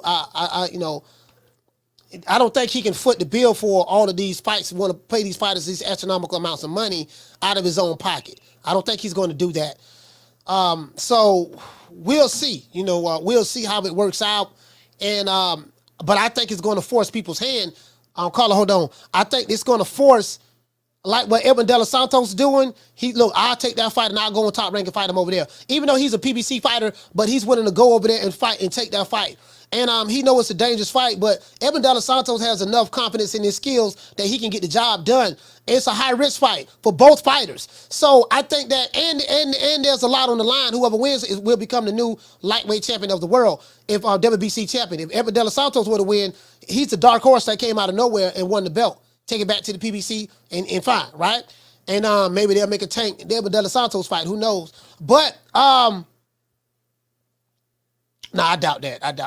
But you get what I'm saying? That's what we need, bro. We need that. Carla, what's your name? Where you calling from? What's up, Coach? Martin, 2 times. Martin 2 times. Your last call. Coach, shout out to Round Boy Fresh, man. Not only is the guy funny as hell, but he's always on point. On the other hand, D-Block, I don't know what it is, but ever since he started wearing the glow-in-the-dark underwear, maybe that glow-in-the-dark underwear has some type of radiation and is like messing up his judgment. The type of stuff that he's doing, like you just told him not filibuster. That's the first thing he started doing when he called. He started filibustering. Started talking about comparing Inoue and Fulton fight to this fight is 2 totally different fights. Inoue is a power puncher, man. This is different. This is 2 technical fighters. One is a powerful guy, which is De Los Santos, and you got the skills of Shakur Stevenson. That's unmatched. He's just a special fighter. Man, De Los Santos is a top guy. It's just like Round Boy Fresh said. Shakur is a special. So, like I said, I'm gonna stick with my prediction. 12-round decision. All right. All right. Shout out to Martin, man. Brick City, stand up. And I'm gonna tell you another beautiful part about this fight. They stripped Devin Haney of his WBC lightweight title, right? The belt, who everyone said that he was elevated to, he was the email champ. So instead of the WBC giving Shakur the belt or giving Edwin De Los Santos the belt, they said, nah, we're going to put this belt up for grabs and you two have to fight for it. So when the question is asked, who did you fight to get this belt, whether it's Edwin De Los Santos or Shakur Stevenson, they can say that, look, man, I had to fight Edwin De Los Santos or I had to fight Shakur in order to win this belt. They don't, listen, whoever win this fight right here, neither fighter is going to have to worry about hearing this. You've got mail. You've got mail. Yeah, you know what I mean? Like, they ain't got to worry about that. They ain't got to worry about, no, dog, see what it is now. See, hold on now. I don't know. You feel me? I'm a champ. I'm a champ. No, sir, you are a title holder. You're not a champion because you didn't beat nobody to become a champion. What they did, they gave you the title. You are a title holder. I give you that. But you didn't beat nobody to become a champion because you have to fight to become a champion. You just don't pick somebody and make them a champion. Doesn't work that way. Yeah, you got the title, but you damn sure ain't no champion. True. Not in my eyes anyway. Let's give everybody a round of applause.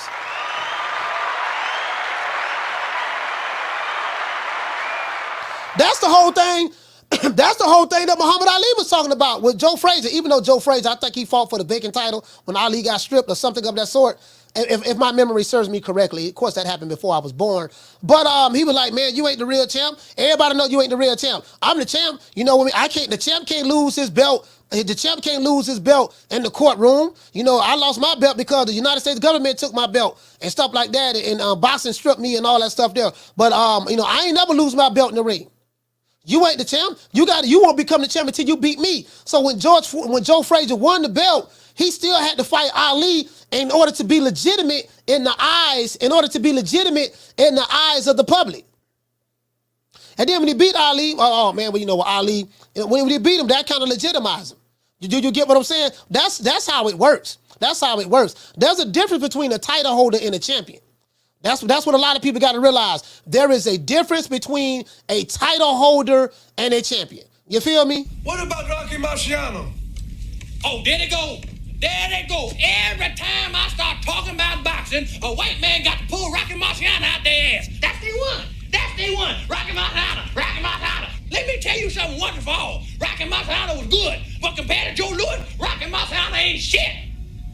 He beat Joe Louis's ass. I mean, I'm just giving it to you guys straight. Like, I would never look at Roland Romero as a champion. He was a WBA champion. No, he wasn't. Roland Romero did fight Barroso, the older brother for a title, for the title. But guess what? The goddamn Tony Weeks jumped in there, stopped the fight. Everybody know that fight was fixed. You wouldn't know goddamn champion. Yeah, you did fight the guy. They did give you the title. You quote unquote won the title. But no, I don't look at Rolly Romero as no damn champion. Come on, man. That man ain't no champ. You know what I mean? Come on, man. Hey, come on, man. We know the play. Shout out to Off the Ropes. Hey, okay. For dropping that half for bam, dub on your boy. Hey, Leroy. Super chat received. Playtime's over, boy. Off the Rope said D-Block needs a testosterone shot with all of that hate. He said, play Dr. Uber. You need a testosterone injection. Your estrogen is getting the best of you, my brother. You need a testosterone injection. Your estrogen is getting the best of you, my brother. You are part of the estrogen-based anti-masculinity movement. Stop worrying about me with no shirt on. You are part of the estrogen-based anti-black masculinity movement. I just came from the beach in St. Croix. I took a dip with the ancestors. Is that all right with you, Negropean? I just took a dip with the ancestors. Is that all right with you, Negropean? I just took a dip with the ancestors in the ocean of St. Croix. Is that all right with you? Stop worrying about me and no shirt. Somebody get that brother some testosterone. Somebody get that brother some testosterone. His estrogen levels are a bit too high. Hey, L. Harvey say, first day on probation and got violated. Hey, bro, you know what? All jokes aside, L. Harvey, dude, I know a dude, this is a true story. I know a dude who did time in prison, and he was out, he was out 2 days. No, was he out 2 days or 1 day? He did time in prison. He didn't do long. He did time in prison. I think either the first day or the second day, he caught a dope charge and got locked up again. True. I'm like, my nigga, you was out for 1 day. You was out for 1 day. Like, we went and picked him up. Like, bro, as a matter of fact, because I had just went to the county jail to go see him. He was back on the pill. He ended up getting out. I was like, damn, man, my nigga out, man, he out. And he was right in the dope hole. He came, listen, bro, he got out of jail and came to the dope hole. He had no drugs in that I knew of. As soon as he came to the dope hole, Vice had don't hit the spot. And I think they laid everybody down, found some dope right next to him, and they took him to jail for possession. True. Went to jail for possession. Nigga was out a hot 24 hours and doggone went right back to jail. Boy, I'm trying to tell you, boy, you can't make this up, man. Anyways, man, let's give everybody a shout out who called the show. Shout out to Old School. Hey, okay. Shout out to Rod from LA. Yeah, 2 times. Hey, okay. Shout out to Jamie from New York. Hey, okay. Shout out to Two-Tone, the superstar from Phoenix. Hey, okay. Shout out to Keenan from North Cackalack. Hey, okay. Shout out to D-Block from Dallas. Hey, okay. 3 times. D-Block called 3 times. Damn, D-Block, boy. Was it 3 times or 4 times? No, you called 4 times, D-Block. D-Block, you had a free pass to call the 3rd time, and then you called back the 4th time. You are an habitual line stepper. True. Boy, D-Block, boy, Lord have mercy. Anyway, shout out to Coach Eddie from ATL. Hey, okay. Shout out to Ron Boy Fresh, DC Stand Up. Hey, okay. Shout out to Easy from Dallas. Hey, okay. Shout out to Marco from the 714. Hey, okay. Shout out to Damien from B-More. Hey, okay. Shout out to the Martin from Jersey 2 times. Hey, okay. Shout out to OP Gamer, man, from Boston. Hey, okay. We got to get all of the super chats, man.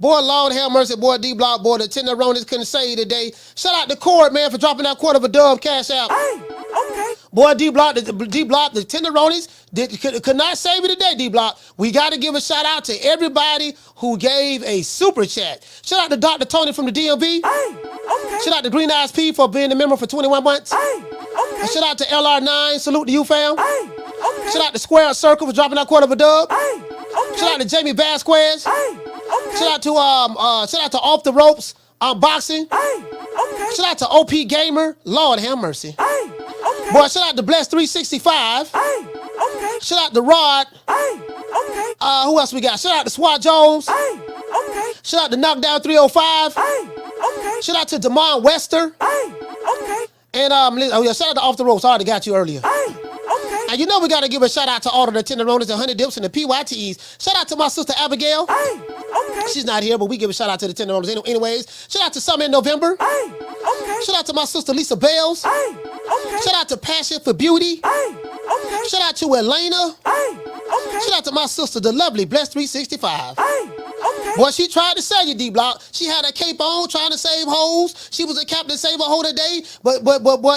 D-Block, it was just a little bit too much. Hey, okay. Shout out to Jackie Hernandez. Hey, okay. Shout out to Sheila. Hey, okay. Shout out to the lovely La Jessica. Hey, okay. Shout out to my sister Nick Rich. Hey, okay. Shout out to the beautiful Food Revolution. Hey, okay. Shout out to that girl from Liverpool, Green Eyes P. Hey, okay. Shout out to the Duchess of Wisdom. Hey, okay. Shout out to Letitia. Hey, okay. Shout out to Kiki. Do you love me? Hey, okay. Hey, you know, hey, my kids love that song when that came out. Shout out to Ebony 76. Hey, okay. Shout out to Meet Me 24. Hey, okay. Shout out to the lovely Miss Connie. Hey, okay. Shout out to Phil on the Tube from Duval. Hey, okay. Shout out to Berenice Mendez. Hey, okay. Shout out to Lita. Hey, okay. Shout out to the lovely Amina. Hey, okay. Shout out to my sister, the beautiful Tila from Omaha, Nebraska, stand up Northside. Hey, okay. Live by, die by, G Code. Shout out to Bree CS. Hey, okay. Shout out to the beautiful Felicia Williams. Hey, okay. Shout out to Mo Easy. What's going on, sis? Hey, okay. Shout out to the lovely Jackie Hernandez. Hey, okay. Shout out to the Goddess. Goddess, what's going on, sis? Hey, okay. Boy, D-Block, I don't know what to tell you, boy. Lord have mercy, boy. D-Block, boy, it is what it is, man. But before we go, we got to say all praises due to the Most High, the Most Exalted, the beautiful, the greatest human being on the planet Earth, Mr. Al Heyman. Well, you know, I guess I gotta be like everybody else and sing Al Heyman. I can quit my job now, baby. 6 figures, baby. You feel me? I'm about to But a name. Do you have a name? Oh, nah, I ain't got no name, you know. Name them names, man. They know who they is. Name them names, please. The names need to be named. They know who they is. The Mexican monster. Hey, shout out, hold on, did I say, shout out to, I Am Cam Edwards. Hey, okay. Shout out to Swat Jones. Shout out to The Natural. Shout out to Jamie Rivera. Shout out to D-Block. Shout out to Dre Edwards. Knockdown 305. Swift 718. Shout out to Flex BK. Shout out to L Harvey. Damian Bennett. Carl A. Salute to you, fam. Shout out to, who else we have? G Daddy 504. Shout out to Corey Bradley. Shout out to the world best Latino. Salute to you. Let's see. Shout out to Schoolo X-Man. Salute to you, brother. Schoolo X-Man. Salute, fam. Shout out to shout out to Von Myers, Dr. Paul Evans, the good doctor, L. Harvey in the building. Who else we have in the building? Critical Thinking, salute. OP Gamer. Shout out to The Natural, Legacy Mindset. Shout out to Damon Wester. Who else we have in the building, guys? Shout out to Troublesome. Shout out to JC in the building. JC, what's happening? Who else we have?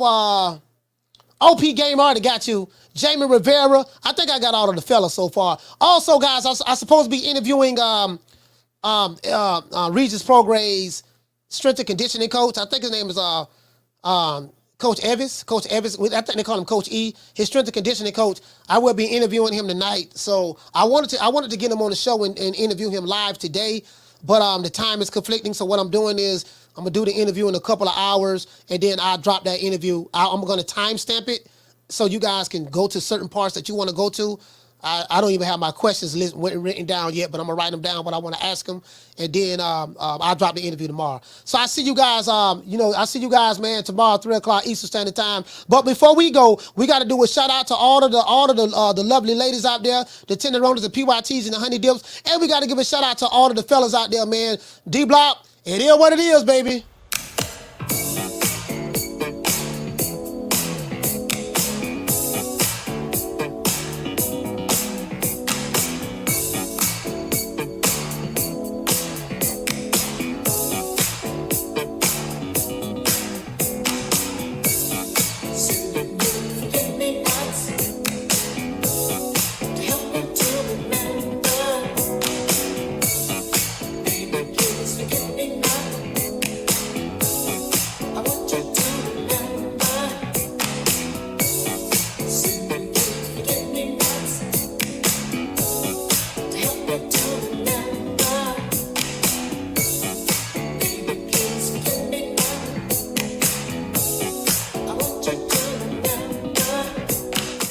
Hey, man, I'm going to drop that interview tomorrow, so y'all be on the lookout for it by 12 o'clock And then, of course, we're going to have a fire show tomorrow as well because, we got the fight. The fight going to be here in 3 days, man. Edwin De Los Santos, Shakur Stevenson. It is what it is, man. We gonna see what's happening, what it's going to be. See you guys tomorrow at 3 o'clock Eastern Standard Time. Please sign up for the newsletter, guys. It helps me out a lot because YouTube don't always send out the notifications. So it's pinned to the top of the chat, or you can find it in the description below. That's so if they don't send out the notifications, man, you'll get a message from me. You'll let you know, hey, man, I got this new video out. You can click on it. Got the new, show coming on at 3 o'clock. You know what I mean? So it really does help out a lot. See you guys tomorrow at 3 o'clock Eastern Standard Time. You know my motto, don't meet me there, beat me there. Peace. Also, be on the lookout for that interview, Regis Prograde Strength and Conditioning Coach. I'll be dropping that tomorrow at 12. I'm going to be interviewing him in 2 hours. Peace. Man, I'm out of here, bro. Let's go.